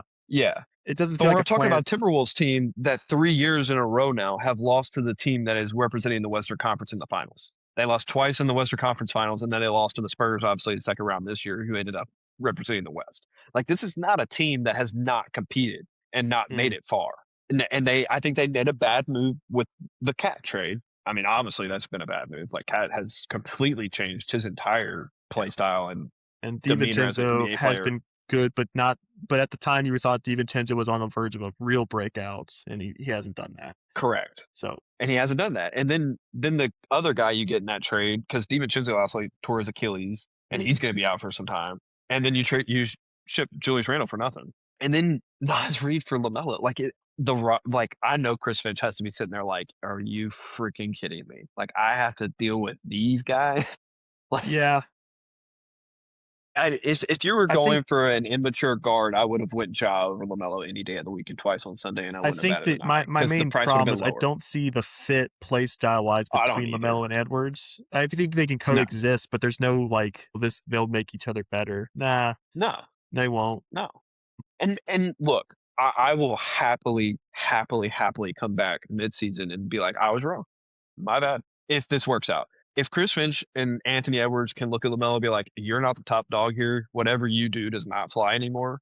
Like, if that gets through, I don't think it will. If that gets through and this works out and this turns out to be really good, Rudy Gobert has a great year with a lob threat, or as a lob threat, because LaMelo, he's great at that. Like, if all of that comes to fruition the way that certain people believe that this is like beautiful trade, all of the above, like that type of stuff. If that happens, I will happily come back and follow my sword. I don't believe it will. I just don't. I've never been a LaMelo believer. I really haven't. I love Anthony Edwards. I think he's goofy as all get out, but he at least backs it up with meaningful play when it matters. I mean, and who's to say that if Anthony Edwards isn't hobbled and, DiVincenzo doesn't tear his Achilles, that, they were playing really hard against the Spurs. They really were. But I think it was just too late for them. I don't know. It felt panic move. Because you just watched the guy that you drafted and was the heart of your team. You just watched him hoist an NBA trophy. We got to give Anthony Edwards something, because they said he's got to leave. The trade was made, next guy people think could be on the move is Anthony Edwards. And I'm not saying I want that for Anthony Edwards. Obviously, I enjoy players playing for one team for their career. But I would like that for Minnesota. I'd like that for Anthony Edwards. Yeah, but it's weird. Yeah. I don't like it. I felt like it was very panicky. And unfortunately, that's the landscape of the NBA now. It's a business and you got to do certain things. But, man, there couldn't have been a worse player fit, in my opinion. Because here's the thing. If it doesn't work out, then a lot of people's fears on LaMelo gets confirmed. And it's going to be difficult to move off of him. Yep. And you're stuck with him. Yeah. So, good luck. He's clearly proven he's not a automatic playoff player as the best player. He's already proven that. Time in and time out. Yeah, and he's not exactly been healthy throughout his career. He played last year, but man, if he only plays half the games, the Hornets are going to sit there and be smoking the fattest cigar you've ever seen in your life if this pans out the way they think it's going to pan out. And this is not me back in the Hornets organization, because God only knows that they have not been a well-run organization. Leaning towards putting my hat on that side as I am the Timberwolves side. But that's my soapbox for the Timberwolves. We got, that was a longer discussion, but thankfully we'll have a short one here. The New Orleans Pelicans. With the 58th pick, they took Jaron Pierre Jr. out of SMU. They signed Chris Bell and Melvin Council Jr. to Exhibit 10 deals.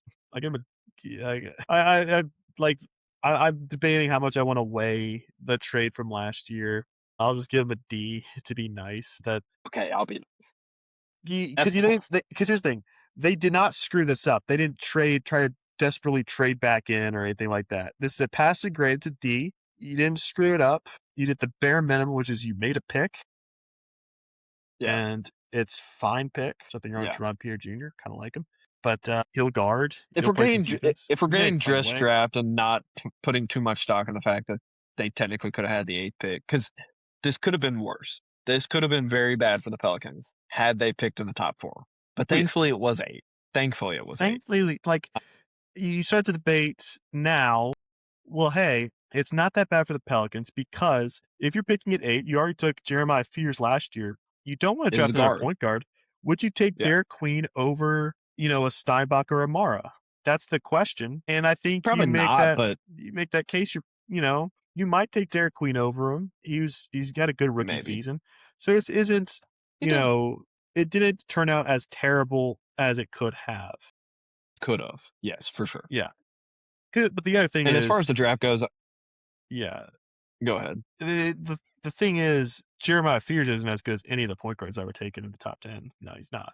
He's more like Phylon at 22 would be where I'd probably lean Phylon over him. I'd probably Phylon. But I mean, I'm not going to give them a bad grade for their draft. The F plus is more for their offseason as a whole. Their draft, I feel no strongly about whatsoever, so I'm going to stick with you. D's get degrees, so I'll give them a D plus. Their offseason as a whole, though, is a fat F.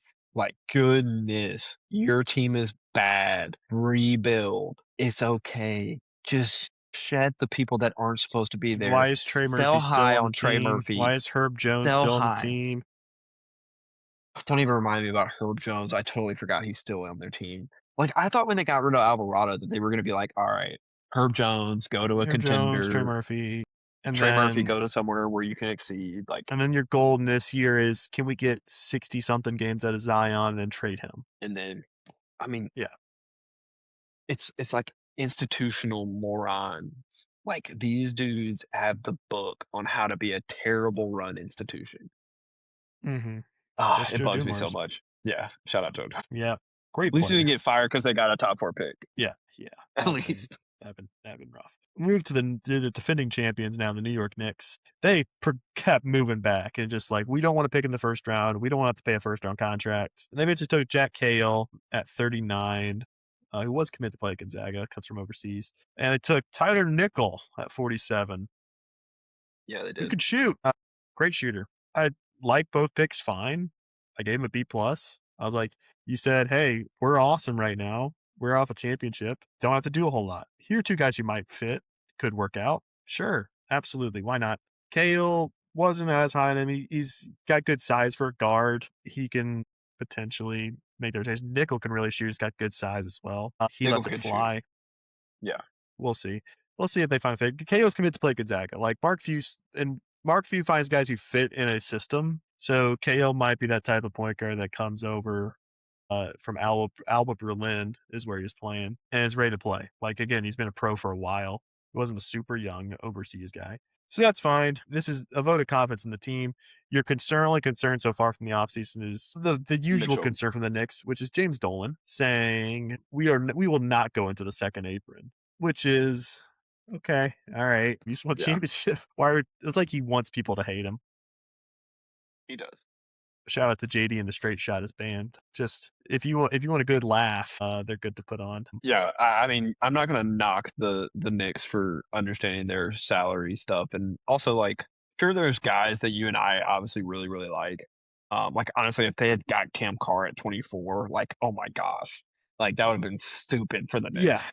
Coming off a championship, but obviously I understand their salary cap stuff, and I don't feel strongly towards either Tyler Nickel or Jack Hill. So I'm just gonna sit it as a solid C plus because they just won the championship. So I'm not gonna be a jerk because they won a championship. Yeah, I'll keep them high because they took guys I had graded around the spots they drafted them. Yeah, and I feel like they're strong. They're running very strong right now. The way that they've built their team, they've had a vision insight and they've stuck to it for a minute. So like I'm not gonna knock their process. Which all right, I'll give it a B minus. There you go. Yeah, there we go. Give it a little New York twist. Yeah, like I don't think Cahill. Like, I would have liked them if they're going to take an overseas guard to take Noah Myakov, who's got some real scoring punch. He's a Belgian Israeli player. Yeah, he's often been mocked as like the highest rated guy that wasn't drafted this year, but undersized, but could really score the ball. I would like them to see it take more of if they're going to take a swing. Cahill to me felt more in like the Ntilikina just to make a Knicks comparison type guy of like, you could, your projections, he finds your role because he's got some good size as a point guard. Yeah, but and maybe he does. 39 and not 8. Yeah. Wasn't he looking at like 8 or something like that? 9. Yeah. It was top 10. I know it wasn't good. Frankie Buckets. That moves to another contender, the Oklahoma City Thunder. Yeah. They took Adai Mara at 12. They traded up to take Bennett Sturts at 16. And then they took at 41, the guy I said was the most Thunder player I looked at before the draft. I said, this guy's going to be a Thunder. I hope someone else takes him because I had him as a first-round player. Otega Oweh from Kentucky. They did sign to a two-way Josh Dix from Creighton. He's terrible. And the guy Exhibit 10's Lamar Wilkerson, Nate Johnson, Christoph Tilley. I should say Josh Dix, if he learns to shoot the ball again with like he could at Iowa, he'll be great. But he couldn't shoot the ball this year. He couldn't shoot the ball in scrimmages either. So I'm not big on that move to sign him to Exhibit 10, especially when I like Lamar Wilkerson and Nate Johnson as Thunder type players as well, that they got an Exhibit 10s that would be better fits for that two-way. I was going to give this like a B. From the first rounds, like I give it a solid B because Mara potentially fills a need, and they're the only team picking that high you're picking on need. And I thought at the time, especially, I didn't think Isaiah Hartenstein was going to be on the team next year. He will be. As of now, he is. I didn't think Lou Dort was going to be either. I don't think Lou Dort's. Something's got to give on that roster. They've traded Isaiah Joe and Aaron Wiggins as well. Yeah. They've been over those trades. And Kenrich Williams is definitely going to be Kenrich Williams is not going to be picked up. But there is also now rumor of Cason Wallace being traded as a possibility. Yeah, bring him to Memphis. That'd be amazing. I'll take him. But Mara at 12, I'm not super high on Mara. I had him in that range as far as where I thought he'd be picked. And I do think he's a good center prospect. The whole he's a Wemby stopper thing is nonsense. Stop it. It's just because he's tall and big, which he is. And that's what they needed, some depth as far as actual legit size. And he'll provide that. He's an excellent shot blocker and a solid passer, which fits their system well. Sturts, I don't see him playing for the Thunder. He doesn't guard, which is not them. It made no sense. Sturts is a weird one where, like, I had him in that range of, like, I think I'll forgive a team for picking him there. The Thunder's weird because, like, yes, they like guys who go all put them on the floor and play make and, score at 3 levels. That's their kind of guy. But he doesn't guard. And so if he doesn't become at least a fringe all-star type guy that's averaging 20 plus a game, which I think he could have been in a different system where he's going to score, but he's worse than Nikola Topic. He's at best like their third lead guard, probably like their 6th guard total on the roster in the depth chart. Yeah. I think Otega Oweh at 41 will play this upcoming season. Maybe not a ton as a rookie, but will ultimately crack the rotation, get some minutes, he'll play more this season than Sturts will. And that's what saves it to an A- for me is the Oweh pick. Because I remember I was the frustration I texted. I don't know how many people I'd send it to. Like, Dad, you definitely sent it to me. Okay. Yeah. Well, you and I drafted him at 7. Was it 17? Yeah, we drafted him at 17. Because I really liked him. I thought, which I think was higher than consensus, but it was also like, higher. This is a Thunder fit right here. Yeah. But this is the thing. I don't think Presti's a great first-round drafter. I think he is the best second-round drafter. And that includes Kleiman, who's an amazing second-round drafter as well. But this is where he thrives. He thrives in the second round. I think Oweh is really the guy they wanted. You can tell he puts them on the floor. He scores at 3 levels. He gets in passing lanes. He's a tenacious defender that gets lots of steals, attacks the basket, put the ball on the floor. Like these are all the check every single box for the Thunder as far as the guards they like, especially because they're about to lose a lot of these guards as they have to start making decisions on contracts. Yeah, I mean, I think I say exactly what you just said. As long as people stop expecting Adai Mara to come in and be the Wemby stopper. Hartenstein was the Wemby stopper because he harassed him and mauled him the entire game and never got called for a foul. The plan to stop Wemby is what every team's done, which is hold him. Hold him. If he's off the ball, they don't call that many off-ball fouls in the NBA. So you just hold the guy so he doesn't get the ball. Yeah. No offense to Adai Mara, and this is by no means me being mean to him. He ain't got the foot speed to keep up with Wemby. He's slow. He's very slow. He ain't got it like that. So outside of that, I thought that was crazy. I mean, I'm with you. It's an A-. I don't like Bennett Sturts at all. I won't say the amount of texts that got sent when I thought it was the Grizzlies pick. That I was fun not happy. having to defend Bennett Sturts, thinking it was the Grizzlies and the amount of the copium going on. And I was like, oh, it's not us. Oh, thank goodness. You thank God. Yeah, it was a sigh of relief because I was not happy when that pick came through. I was like, you've got to be kidding me. I had X amount of players on my hands that I was ready to be like, why didn't we just take this guy? But yeah, I'm with you. Like, what's the difference between him and Jaret McCain, who has already proven it? Why are you going to play Sturts over him? I don't know. It was for them coming up. I didn't expect it to be Sturts, even though Sturts is a little bit of an older prospect, so he's not going to have to develop much. He technically could come in and produce, and maybe there's something behind the wings with a Lou Dort sign or re-sign and trade type thing, and maybe minutes open up. I don't know. I just thought it was weird for them, but I'm with you, probably A minus. But yeah, stop calling a Damaro the Wemby stopper because he ain't fast enough to do that. So let's pump the brakes. We got another quick one here with the Orlando Magic. They drafted Isaiah Nelson at 51, and they got Malik Reneau on an Exhibit 10 deal. Miami. So he isn't got to move far. Yeah. Yeah. I like Reneau. That's solid there. I really like Isaiah Nelson and his fit, especially I think he'll be a backup center right away. Yeah. For them, super high energy, jumps Defense, passing lane center. Yeah. Rim running type would play well with Black and Wagner and Banchero. You just got rid of Jonathan Isaac. He'll fill in that spot on the team. Mo Wagner, I believe, is a free agent and on his way out. He'll fill that in. I'll give him an A. Like, you made one pick very late in the draft. You made it a good one. Good job. Like, it'd probably be lower if they made more picks, but and I didn't like any of them, but you only made one. You did well with it. I'm giving it a solid B. Yeah, your other pick in this draft. I do know this name. Yeah, you got Desmond Bay for this draft. I know Isaiah Nelson's name. I like Malik Reneau. I do think he could probably carve out a two-way deal with them. Or did he already sign a two-way, or is it just a 10? It's a big 10. Yeah, I think he can carve out a two-way with them. Just from watching, I unfortunately found myself watching more Miami basketball games than I cared to admit last year, and he was a walking double. He was great in the scrimmages too. I'll give him that. Yeah, he can rebound really, really well, and he had good positioning. I don't exactly know the role he'll play in the NBA, which is why I wasn't big on him as a prospect. But I'd like to see him get a chance somewhere. Yeah, I just feel like based on his it's going to be such a weird way to phrase a reason that I like somebody, but the way he positioned himself in the paint, I felt like he was very, very good at beginning and ending positions, whether it be for, back to the basket, catch the ball, go, like that type of positioning, or just rebounding in general positioning. I thought he really did a very good job at both of those things, which if you can rebound well, you're going to have a spot somewhere. Like, I just feel like you can at least get a chance. So I liked him a lot, but yeah, no, there's not much to say on the Magic because they used their first round pick on Desmond Bane this year. Oh yeah, I'm just quick pulling up Malik Reneau's numbers and all the scrimmages between Portsmouth, the G League Combine, and 19 minutes per game on these 5 games. He averaged 15 points, shooting 70% from the floor. Was only 2 for 6 from 3, 10 for 12, 6 rebounds. Yeah, he filled it up. He dominated every game, scoring the ball.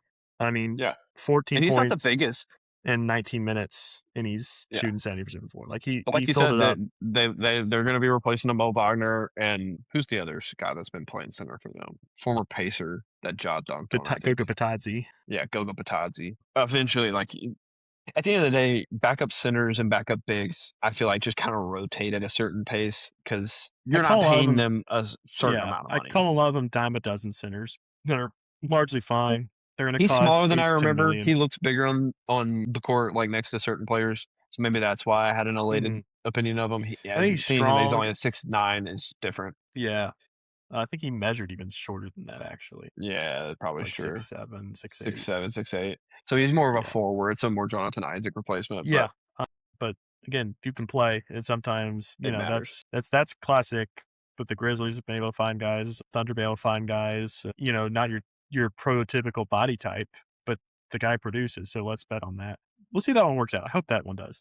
Philadelphia 76ers up next. They only had one pick. At 22, they took LeBaron Philon outside of Duke Miles to an Exhibit 10. And they also got 2 of my favorite MAC players, Devontae Campbell and Amani Lyles, on their Summer League team. So they've got some action going on with Philly. I don't think we play them in Summer League. I give the Sixers an A. I think it's a great pick. It's great value. The thing is, Philon, right now he's going to be backing up Maxey for the foreseeable future. That's the only thing is like it's great value. He's not doesn't have a clear role he's going to play. He's going to be coming off the bench. He's kind of Maxey-esque as a player, can really score and plays a steady offensive game. It's pretty smart. Bit of a goof as a guy, again, which is another one was like, I kind of could see why he might fall after some pre-draft interviews. You could just look at the way he showed up to the draft. I'm like, I could see why that guy might fall. Yeah. Yeah, it's an A. It's an A pick. He's a great player. Heartily agree. I love Phylon. I thought he would have went higher. I definitely had Phylon ahead of Christian Anderson, Bennett Sturts, and Corey, and Swain for that matter, if we're calling Swain a guard. Christian Anderson's the only one of those I had ahead of him. And I loved Christian Anderson, so you know how I felt about him. So, like, if somebody took Christian Anderson above Phylon, I wouldn't have batted an eye. But I also watched Phylon fill it up in the SEC tournament for the short time that Alabama was there. Shout out Ole Miss for finally playing basketball. But I like Phylon, and I feel like this is the greatest outcome for trading Jaret McCain based on the way Jaret McCain played in those playoffs. Granted, it was an every 3-game type thing for Jaret McCain in the playoffs, maybe even more than that. Like, he splashed very loudly in certain moments, but I think now that it's you traded McCain for Phylon and some, I feel like that kind of lowers the noise on that. But and also, this team just needs to get younger. I just, even though, yes, he's technically an older prospect, he's only a sophomore, redshirt sophomore, I think. So he wasn't like old. He's same age as, or even younger, I think, than Braden Berries, who's a freshman. Yeah. So the only reason this isn't a plus is because there's not an immediate fit next to your young core. If you're just saying, hey, right now we're building around Maxey and Edgecombe, Phylon doesn't really fit in that. Honest, but the value's there as far as just making a great pick. I'd probably taken Carr if I would have taken Carr, but if they had taken like a Reed or Sanak, honestly, Taurus Reed was the one that I really, really, really wanted them to take because Joel Embiid is playing more like a power forward now, and you could have played Taurus Reed as your center and allowed your defense to not be completely abysmal with Joel Embiid on the court as the back end of that line. Could have done that. Because I really, they just have no center depth outside of Joel now, and they just keep rotating. Zuby Ejiofor would have been a fun fit. Like, I just feel like there was fun fits. And again, I gave them but you made the best value pick that they could have made. Correct. There were more interesting fits that you could have done, but I'm not going to knock you for taking the best guy available. All right, the Phoenix Suns up next. They took at number 30 Koa Pete out of Arizona, staying close to home. Fans are going to love that. Then they made the one. It's so far from what I could tell, it's a standard contract. I've not seen anything that says 2-way or Exhibit 10. They signed out of Nebraska Sam Hoiberg to a standard contract. I love Sam Hoiberg. Guys, I do too. All heart player. Standard contract's crazy. And Exhibit 10 to Corey Camper Jr., another guy I kind of like. I get they're drafted A-. You got Koa P at 30. That's good value. I'm always hesitant to like take a guy who is falling because there's a reason they're falling, and that like if at a certain point you're taking them because of their previous value, but they're falling because oftentimes their previous value is being believed to be false. Of like that initial evaluation was wrong. And then you're trying to figure out where to place them. So that could be a great, could be a steal, could be a bust. But I think Kopi will eventually. I think overall he still becomes a solid player at the very least. Could be a great value pick. If he becomes Aaron Gordon, it becomes an amazing pick at 30. Getting Sam Hoiberg, having a now guard duo of Gillespie and Hoiberg is awesome. Hoiberg, small, not athletic, plays super hard, can shoot the ball, makes plays, will attack the basket hard, plays strong. People are going to love him. The other thing they did is they traded for Miles Bridges. Don't mention it. Who's a good player, but less said about that, the better. They also got a 2029 first and a 2027 second, and they give up Grayson Allen, who was very good for them, and Royce O'Neal, who also played some minutes for them. Who Royce O'Neal probably had one of his best seasons last year. Like, he was really, really good. I don't know if I gave him a grade. I'll give him an A- as far as their draft goes. Yeah, I think I was gonna go B+ because while Koa Pete, had top 10 lottery value beginning of the season, there's a reason he fell to 30, and it was because everything shooting wise was negative. Well, shooting wise, and then athletic testing was poor, or was pedestrian. Not as good. Better way of putting it, which was supposed to be his strength, was how athletic Koa Pete is, and he wasn't. And he was one of those scary. Yeah, he should have went back to college. Full stop. Should have went back to college. It's tough to make that call because if he goes back to college, he's now like, I feel like you stay in college and people keep getting to know who you are. There's a chance people keep looking and say, this guy's not an NBA prospect. Yeah, he's not good anymore. This might have been your only chance of saying, coming out as a freshman and saying, look how well he produced as a freshman. And he's a productive player for one of the best teams in the country. So he can play. And I think he is he's a good role player. I think he will end up being a good role player. He's not going to have that much offensive responsibility for this team in particular. I mean, with Jalen Green and Devin Booker on your team, you don't have that much offensive responsibility at all, which is probably good. Because I think if he's allowed to focus on the things that he is good at, that's a benefit for Koa Pete. I love Sam Hoiberg, though. Yeah, what a pickup. I hope that's real. That's a standard contract. I hope it is, too. It makes sense. Yeah. Shocked they didn't go for Carson Cooper because of how much their GM loves Michigan State players, but that'd been funny. Especially if they would have got Cooper and Kohler, that'd been awesome. Just went for it. But Portland Trailblazers, I'm with you. I gave them a missing grade because I don't see any picks here. Did they not make any picks? They didn't make a single pick.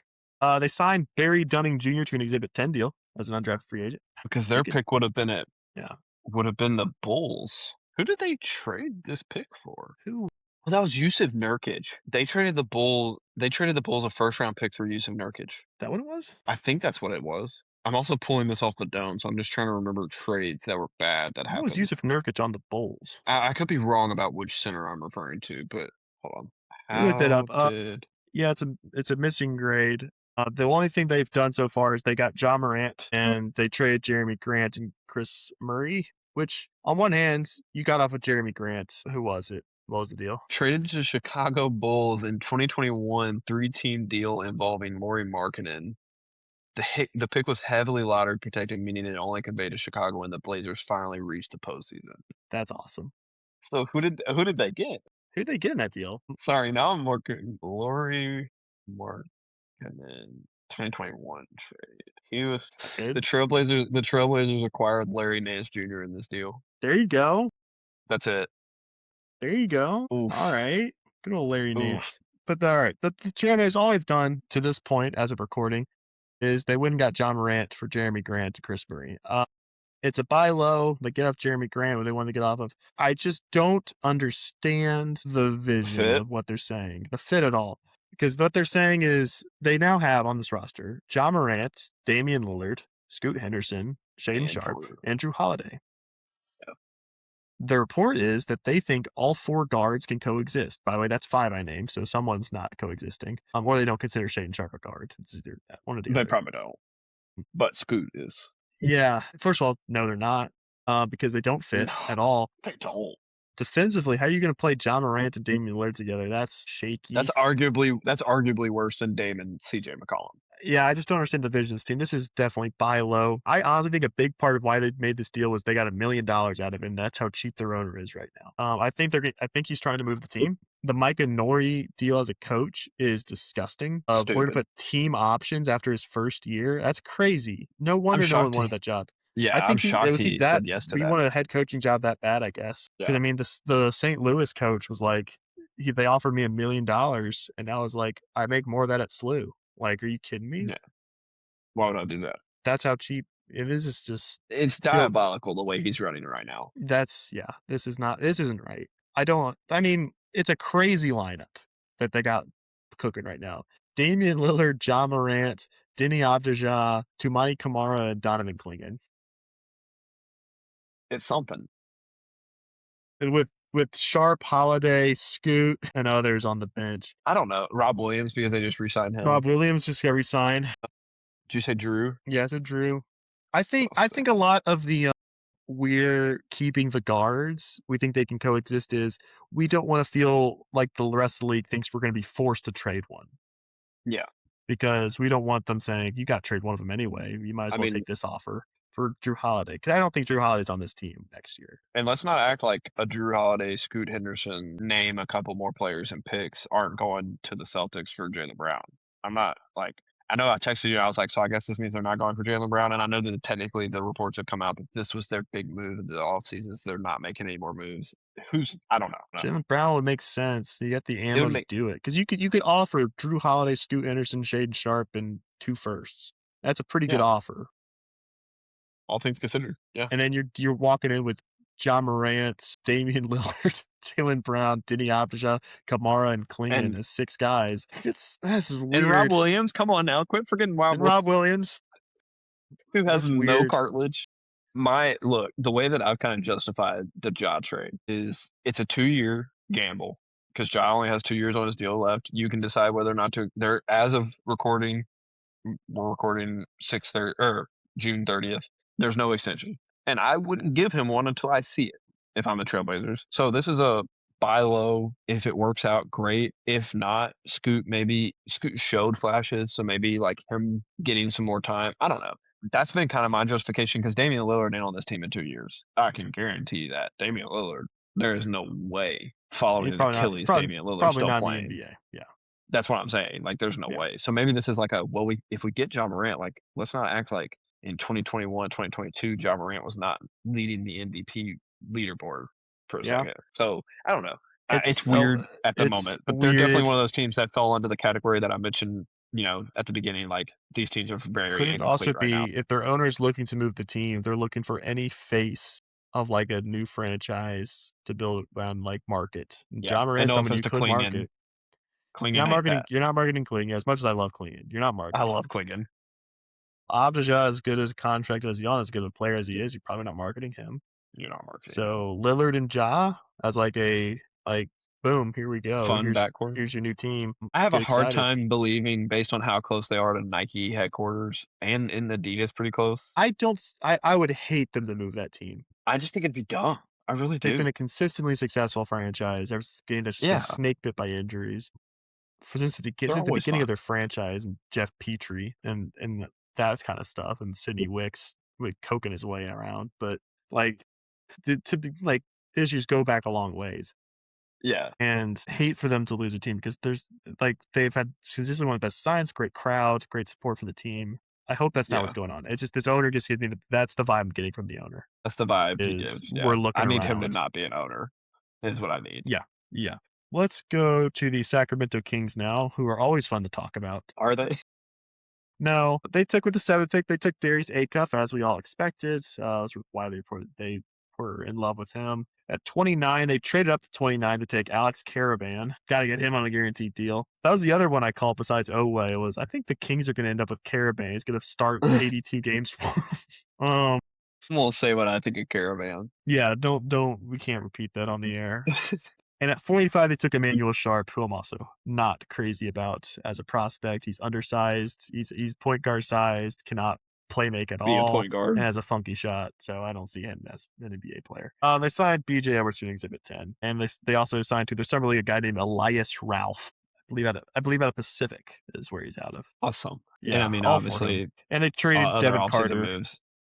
Yeah. For nothing. And obviously Zach LaVine took his player option because why not take $50 million? Yeah. This is until they do something with Sabonis, LaVine, and DeRozan. This team's in disarray because the defense, as it stands, is going to give up 150 points a game. Because Acuff, as much as often like a potential offensive hub that they drafted in Acuff, doesn't guard anybody. Historically bad defender in college. Sabonis doesn't guard.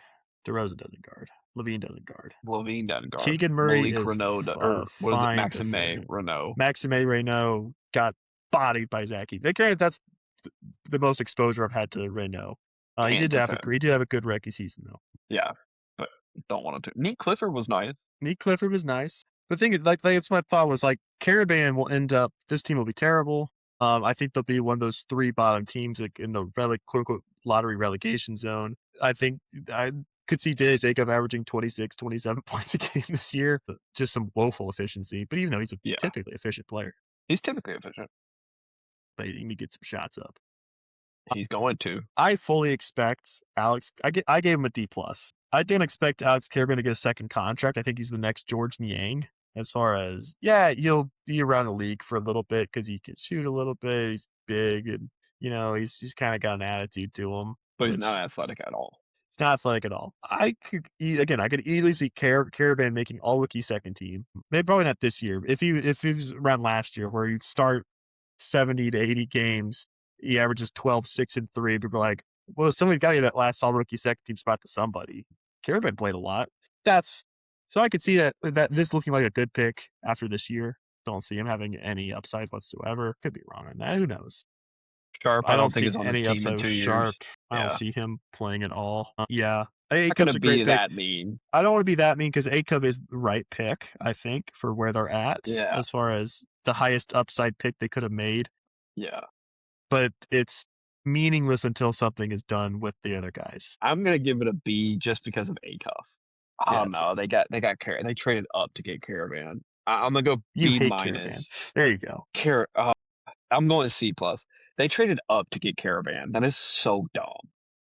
Here's where it's not. I'll defend this. It is typically a good idea to trade from late or early second into late first because you get a guaranteed contract. You control their contract for longer. Yeah. That said, why do you want to control Alex Caravan's contract for longer? At his best, Caravan is a win now player for the least win now team in the league. It makes no sense. It makes no sense. Like if the Nuggets took Caravan, I would have been like, okay. I was like, all right, Caravan is ready to play. Yeah, sure. The Warriors took Caravan. Thunder took Caravan. I'd be like, yeah, all right. Like, all right, have fun. Acuff though, like I hate to just say Calipari guards somehow always are awesome, but like they really are.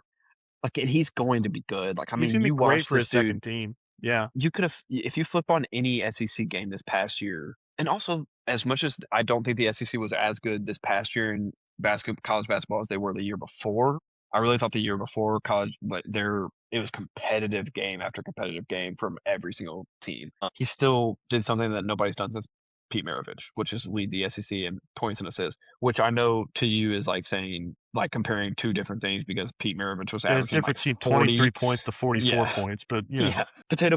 But it's also really hard nowadays to do that. So I think that was impressive enough. He's not going to play a lick of defense, but neither is his team. And, maybe that's what they want is just boat races because that's what they're going to have to do. But there's a universe where I see Darius Acuff being an MVP caliber player. Yeah, absolutely. Yeah. Like I just see it. There's that offensive upside to him and this will sound like a knock of being the next Trae Young as far as a 28-10 guy that plays no defense, but could make a conference finals run. That kind of guy. Yeah. It's just an offensive hub. And maybe that's all he ends up being, but darn if he's not a great offensive hub to build around. Shoot, yeah. And honestly, like I'm like you say Trae Young, I could also see a universe where like there's a little Harden. Granted, he's not. There's a little Lillard to Acuff. He was pulling that joint from mid court. Yeah. Like he has some heaters that you look at in college and you're like, holy crap. And then you look at the box where you're like, God, he had 38? Where did he get all of that? Mm-hmm. Like I just felt like every game I looked at the box and I was like, God, he really just never missed. Like what is happening? How is Arkansas not like a 1 seed with this dude? Which that just speaks more on Calipari's issues than Acuff's issue. The Kings are a cluster, but that's how they like to roll, unfortunately. Yeah. I got a feeling Acuff will be the next Kings point guard to do better at his next stop. Elsewhere. Yeah. Sure. Spurs up next. At 20, they took Jaden Quaintance. Then they trade back up to 26 to take Taris Reed. At 42, they took Jacoby Gillespie. And at 44, they took Malik Brown.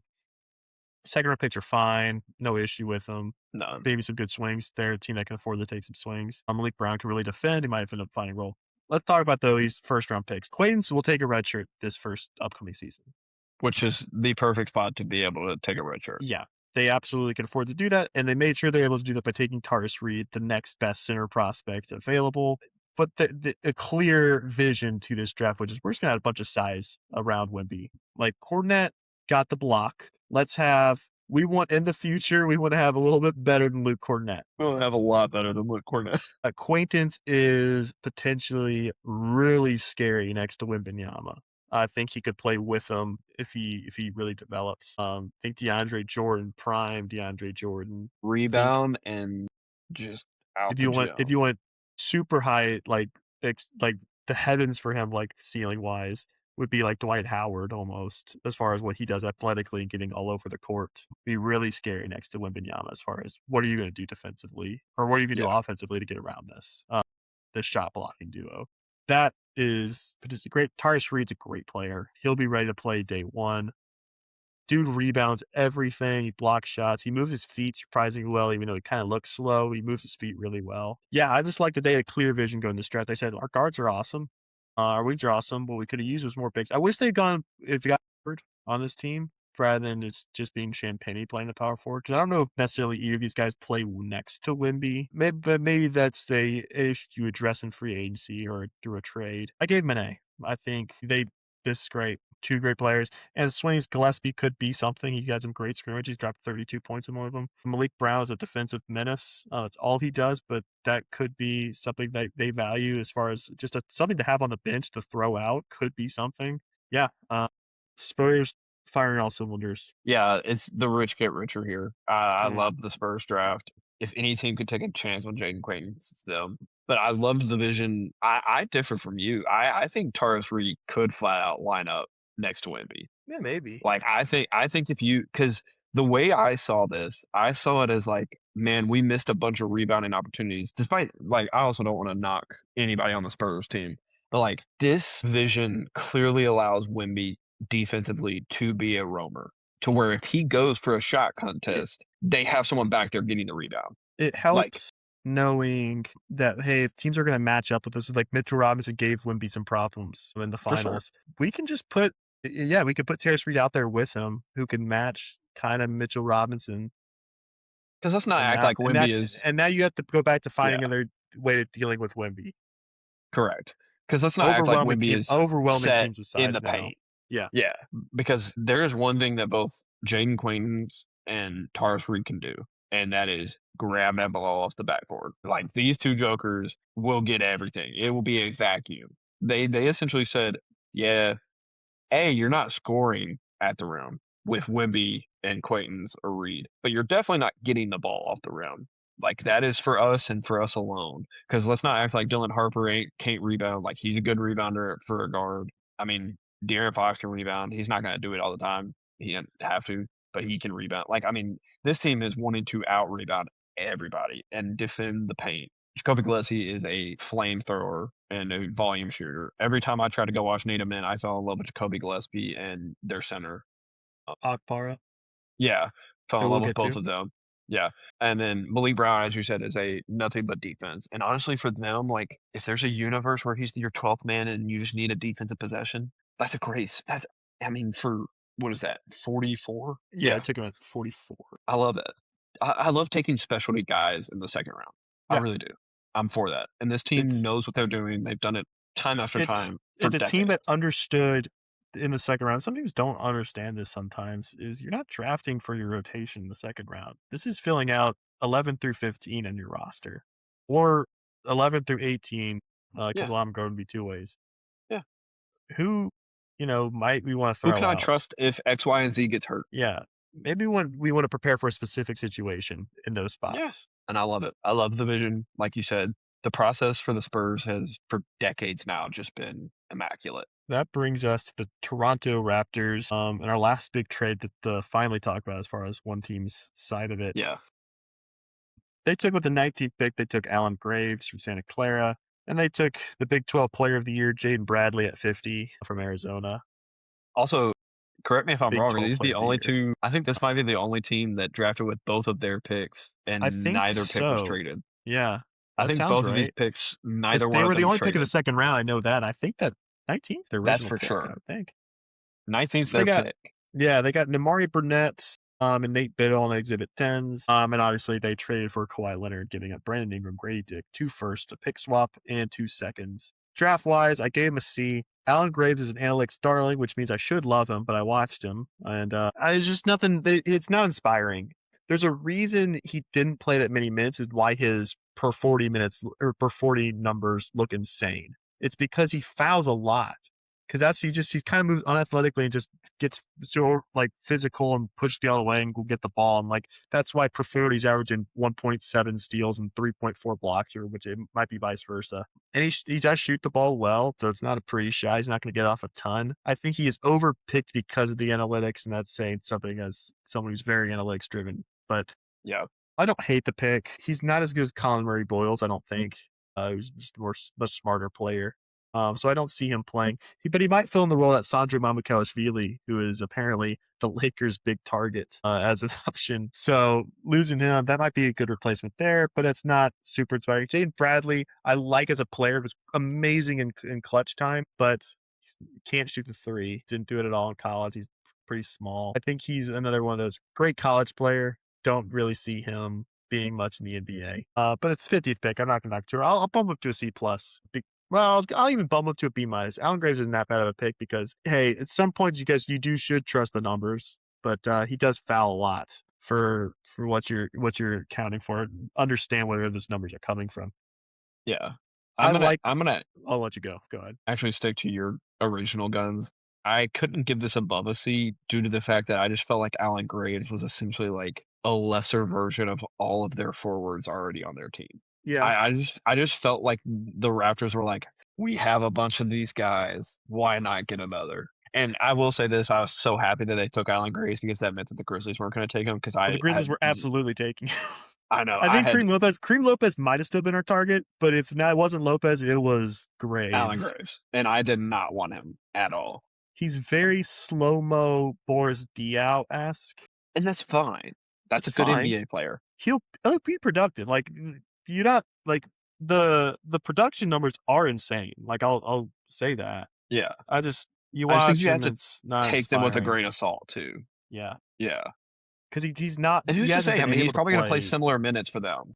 He'll probably play 20 minutes. He's going to average 3.5 fouls in those 20 minutes, which is probably, but like. You get 6 of them. Use them. You get 6 of them. Like, he averaged, like, you look at those per 40 numbers, which is what's so eye-popping, which is like 20, 10, 4 assists, 3.5 steals, 1.5 blocks. And, like, that's insane. But he also 5.5 fouls. Yeah. That's why he's not playing that many minutes. Yeah. But as far as just like, I don't want to say upside because I feel like that's just such a cliche pick. But like to me, I mean, there is obviously upside with Allen Graves. I just don't see him hitting it. I see him being closer to his floor. I don't see him having subs like creation ability to like exactly be something more than a good role player. Like he could be a highly productive role player, but I don't see him any more than that. Exactly. It's not terrible at 19, but it's not inspiring. Exactly. That is the perfect way to describe this. This is a non-inspiring draft by a team that was fun. I want to emphasize that. And now you're getting a guy that arguably was top 7 in the NBA last year. You're adding Kawhi Leonard to this, and you're giving up player-wise very little. Grady Dick was basically out of the rotation, fell off a cliff this past season, and you're basically replacing Brandon Ingram with Kawhi Leonard. Who I would do that in a heartbeat. He is 10 old, times. but right now they're saying, hey, our window's now. We're gonna have Emmanuel Quickly, RJ Barrett, Colin Murray Boyles, Scotty Barnes, Jakob Poeltl. Like there's some stuff here. That's a squad now. It's like that contends in the East. If Kawhi is healthy again, like he was this past year, and plays like he did this past year, they're a contender. What's their starting lineup? I would assume Quickly, Barrett, Leonard, Barnes, and Poeltl is what I would assume. So that puts Colin Murray Boyles on the bench. Because you can't start. You can't start. I don't think you can start him and Barnes together as their 4 and 5. But you might play him a lot of minutes that way. Yeah, true. It's going to be a fun rotation, and I mean, I love Darko, so like. We'll see if they add another point guard to this. Because Quickly's not an amazing playmaker. He's good. I like Quickly a lot. Can Fred VanVleet be an option to return to Toronto? Yeah. Get him cheap. Honestly, contract-wise, it'd be tough to make that work, I guess. But Quickly on the contract, he was one of those guys I was like, he might get traded as like we need to open up some salary to like kind of get X, Y, and Z. Like, you know what I mean? Like, I thought he players to fill the guy I thought in the Jaw sweepstakes was like, that might be a contract that someone's trying to burn. Yeah. Same with Poeltl. Yeah. Yeah, but it's an exciting trade for the Raptors because that makes the East being competitive is finally like. Finally. Because now it's not like last year was competitive in the sense like there's just nobody who's going to win it. And they turned out the Knicks were awesome. Yeah. Now it's like, all right, here's some teams you could compete with the Knicks. The Heat coming up, Raptors coming up, other teams. Like Celtics will still be good. Pistons will still be good. Cavs will still be good. Magic should be better. Should be better. A lot of teams that Yeah. they'll compete with them. We Wizards move will to the be better. Utah Jazz. Wizards will be better. Move to the Utah Jazz. Our last Western Conference team. They made one pick. They took Darren Peterson. Good. I give him an A-. Exhibit 10, they signed Jackson Kohler as well. Give him an A-. I would, it's the best fit out of the top three. I don't think, I may give him an A. Yeah, I don't think you can go wrong with any of the top four picks. You took the right guy as far as fitting in with your current. Like, it would have been some difficult. I would have, as a prospect, I think Boozer's a better prospect, but it becomes a lot of extra movement you have to do to make that work year one. Peterson fits in right now with what they have. Like, you could easily have evaluated Peterson as your number one prospect. That's not a crazy thing to have done. And now you're looking at Keontae George, Darren Peterson, Morty Markin, and Jaren Jackson Jr., Walker Kessler starting five next year. That's pretty fun. That's pretty good. Even though Walker Kessler did just arrive in LA and said, I'm here. So I don't know what that meant, but. Well, we'll see. He's a restricted free agent. I think they match whatever, unless it's crazy. They match. But because the other plan is crazy though. Some said like he might get $30+ million a year. He turned down 28.5 from the Jazz. You do not match if he makes 30. Kessler is guys like Kessler are at a premium as far as these new centers in the league that all they do is they rebound, block shots, and they do it really well. The on-court stuff would be similar to like Edey, Klingon, stuff like that as far as where you're putting him. It's a lot. I like both Klingon and Edey better than Kessler. To be clear. But I'm with you though on their draft. I give them an A. I relative to my feelings towards Cam Boozer, you and I both said when we did our final mock draft that if you're going fit and prospect, there's a Devanza size hole on Washington. There's a Peterson size hole on Utah. Like, argue it all you want. If you're looking at on paper rosters, there's the hole. You can fill it right there. But I also think you're getting a top 3 prospect. So like, debate all you want. But I think I will say it's been weird. I've enjoyed his demeanor and his his interviews more. He's a likable guy when he talks. Yep. I told you he was weird stuff that goes on. No, but he's got that kind of star quality to him when he talks. And the same goes, and we'll get quickly to the Washington Wizards here to close us off. Advance it the same way as far as they're kind of face of the league type guys coming in as far as like, yeah. All right, I can see it. Last thing on Peterson, first off, the fact that he had to pay Filipowski a dime for that jersey number is dumb. I thought he didn't pay him at all. No, he did. Because they were like, that's what I'm saying. He shouldn't have had to pay him at all. No, he should have to. Filipowski's got to be a man and stand up for himself and say, you got to pay for the jersey number, Rook. I would have looked at him and be like, "You're so close to not even being on this team. What are you talking about?" That would have been a bad mess in the locker room if the guy's just coming in and get out of my way. But get out of here. I thought that was funny. That listening to that interview was funny to me. That's funny. But I'm very intrigued about the Jazz. Yeah, I'm intrigued about the Jazz. I think they could make some noise in the West if they don't have Kessler. Their plan sounds like they think Jaren Jackson Jr. can play the 5. Can't. Sorry. You don't want that. Then you start talking about they just re-signed Yusuf Nurkic, who had a surprisingly good year for them. Averaged 10, 10, and 5. Like 10, 10, and 5. I'm like, all right, maybe the plan's Nurkic, but that's not a great plan. But it's something. It's better than like we're hearing like, oh, B-Ball Paul's their backup option right now. I mean, B-Ball Paul's proven it in the playoffs. Apologies to B-Ball Paul. It's just the first name I thought of. But they could be something. They should be there. But the worry for me is that they have not tried to win, and so I wonder about the culture on that team. I wonder about Will Hardy. Can he? I've always thought he's a good coach, but he's also never been put in a position to try. So what actually are they going to look like? Who knows? They also still get Ace Bailey, by the way. Like that wasn't mentioned. And Cody Williams played better down the stretch. They have Conchar. That's huge. So they're going to win. They have John Conchar on the team. They're going to win some games. They're going to be a 2 seed. That was their mistake, was they took Darren Peterson when the starting job was John Conchar's. You heard it here first. I guess Conchar over Peterson. Move him up. Yeah, you put Conchar at the 5, I guess, if you lose Kessler. He'd rebound better than Jaren. That's right. Anyway, we move on to the Washington Wizards to close this out. They took AG DeBanto.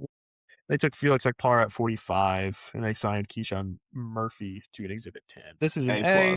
I'm going to give an A+. I don't like Felix Akpar that much. I'm not very high on him. You should watch the 4 Tennessee games that I watched. Oh, we must have been awesome in those. Maybe I should go A+ just because they took DeBanto. They didn't overthink it. I'll give him A+. They didn't overthink it. They took DeBanto. I would say he's 1B at the moment on my board between him and Boozer. He's tremendous and immediately becomes the face of your franchise, should become the face of your franchise. Don't get off of this Trae Young, Anthony Davis garbage you got going on here. Though it might end up making him a good team this year, but the hope is he establishes himself quickly as the number one guy, and I think he will. He's got that personality. He did a tremendous job as the rookie correspondent during the NBA Finals. Great personality. Yeah, and is that type of guy who just he's got says, the demeanor, I'm going to he's score got the 40. confidence, and I think he's that person. I'm going to score 40. I think he's going to be really good. I think he's going to be really good, but quick. Yeah. He'll put up some big numbers. He'll put and up again, some big we've talked a lot about the Wizards. Yeah, I like their core. I like their core outside of AD coming in and Trae Young coming in. But I think if you get a full season of AD and Trae Young where they actually care, and we'll see. That's TBD at this point. Trae Young got his money, so maybe he will. I think it could be very interesting very quickly for the Washington Wizards. This is the most relevant the Wizards have been. This is the most relevant the Wizards have been since 1978. Maybe you could consider some John Wall years and you could consider probably John Wall's rookie year where they were very excited, but they haven't won 50 games since 1978. 50, which not is even tragic. We're not even talking 60 win season. No, 50 win season hasn't happened. 50, yeah. Since Wes Unseld and Elvin Hayes were on the team, that's they're dying for something, and they got something here. Yeah. And this is, I think, well built as far as the young pieces on the team. I'm not crazy about why they Davis and Trae Young are here, but it was very buy low, and I could see the potential vision. There's a potential vision here, and we'll see very much. It'll be interesting to watch this year because, in theory, they should be a playoff team, right? This is Trae Young with Anthony Davis, with Alex Sarr, with AD DeBanto, with Trey Johnson or Keyshawn George, and Bilal Coulibaly when he's healthy. Bilal Coulibaly, solid. Yeah, they should find. Yeah, this should be a good team, and it'll be very disappointing if they're not a good team. I think Wizards fans should be excited to actually have expectations for a team. It's been a minute since you're allowed to have these feelings. Probably since their best Wall and Beal years is probably the last time they had expectations, and they had a fun Westbrook year in there. But it's been a minute. So they A+ for giving themselves some excitement. Yeah. They took the most exciting of the top three prospects, and that's DeBanto for sure. And I will say to Akpara, I feel like he is very, very good backup depth for AD because the AD is eventually going to get hurt or not be on the team. But I also feel like he gives very much Daniel Gafford-esque rebounding. I'm trying to give a Wizards comparison, and I know Gafford was good for the Wizards, but I feel like he's a very good rim protector, rim runner, rebounder. I just feel like that's what he does, and he does it well. He's athletic enough to do it well. I feel like he would be honestly a perfect fit with Luka, but I just feel like he is a great AD backup. Because AD is going to get hurt, and you're going to have to play him eventually. So, I feel like it was just a smart pick. But yeah, this is definitely marking our longest one, just me and you. This is our longest one. I'm going to break this up into 30 different videos as well. For sure. I'm just proud of the Wi-Fi here at the hotel. I'm proud of the Wi-Fi here that's been improved with our new router. Hanging in there. AT&T, well done. Finally. You're on your last strike, but... Yeah. Somehow. Shout out the AirPods for lasting the entire thing. Yeah. Bogdanovich has agreed to a 1-year deal with the Rockets. There we go. Rockets have officially made a move. Makes no sense. We will be back soon. I know it's been quite some time. Unfortunately, I got a new job and I've been traveling for 6 weeks straight. And I will be in Charleston, South Carolina to begin the week next week. It's been a nonstop. I'm earning them hotel points, but we will be back because I love overreacting to Summer League, and obviously we'll wrap up whatever other big news happens. Because obviously I firmly believe that Jaylen Brown won't be a Celtic. But Jaylen Brown, there's a couple others we alluded to that might happen. Not be there. Yeah. Yeah. Obviously LeBron's got to go somewhere. Yeah. So we'll see where that goes. So we get to react to whatever the Warriors look like. Yeah. Whenever they do the inevitable. Whatever stupid team they're about to field. Yes, for sure. So we'll be back soon. Maybe when we come back, the USA is far along in the World Cup. I don't want it. Like, on one hand, I really want it, but on the other hand, I don't for Brett having them. Yeah. Which sounds wrong, sounds un-American, but I'm excited to see where the World Cup gets. I'm at the point where I'm pretty much out, so I'm just rooting for teams. Mexico dominated Ecuador tonight. Yeah. They're still in Stadio Azteca. They're not losing there. Yeah. It's like at 12,000 feet elevation. Ecuador in literally the last minute of the game got a red card. Yeah, for covering their mouths. Yeah. So shout out to Ecuador. That's a big move. We added to our World Cup job. We added dirtbag standings for yellows and reds and suspensions and injuries caused. I'm dominating that thanks to Qatar and Iraq and Uruguay, who also went out like punks. Yeah. Picking up red cards at the end of their game. But all in all, this was a blast. I've been itching to talk some NBA because I'm unfortunately alone here in Richmond, Virginia. I don't have anybody with me, so I haven't been able to talk about anything NBA so far this week. So this definitely did exactly what I needed to do. But Jaret, we're going to have a blast editing all this. Oh, yeah. But until next time, peace.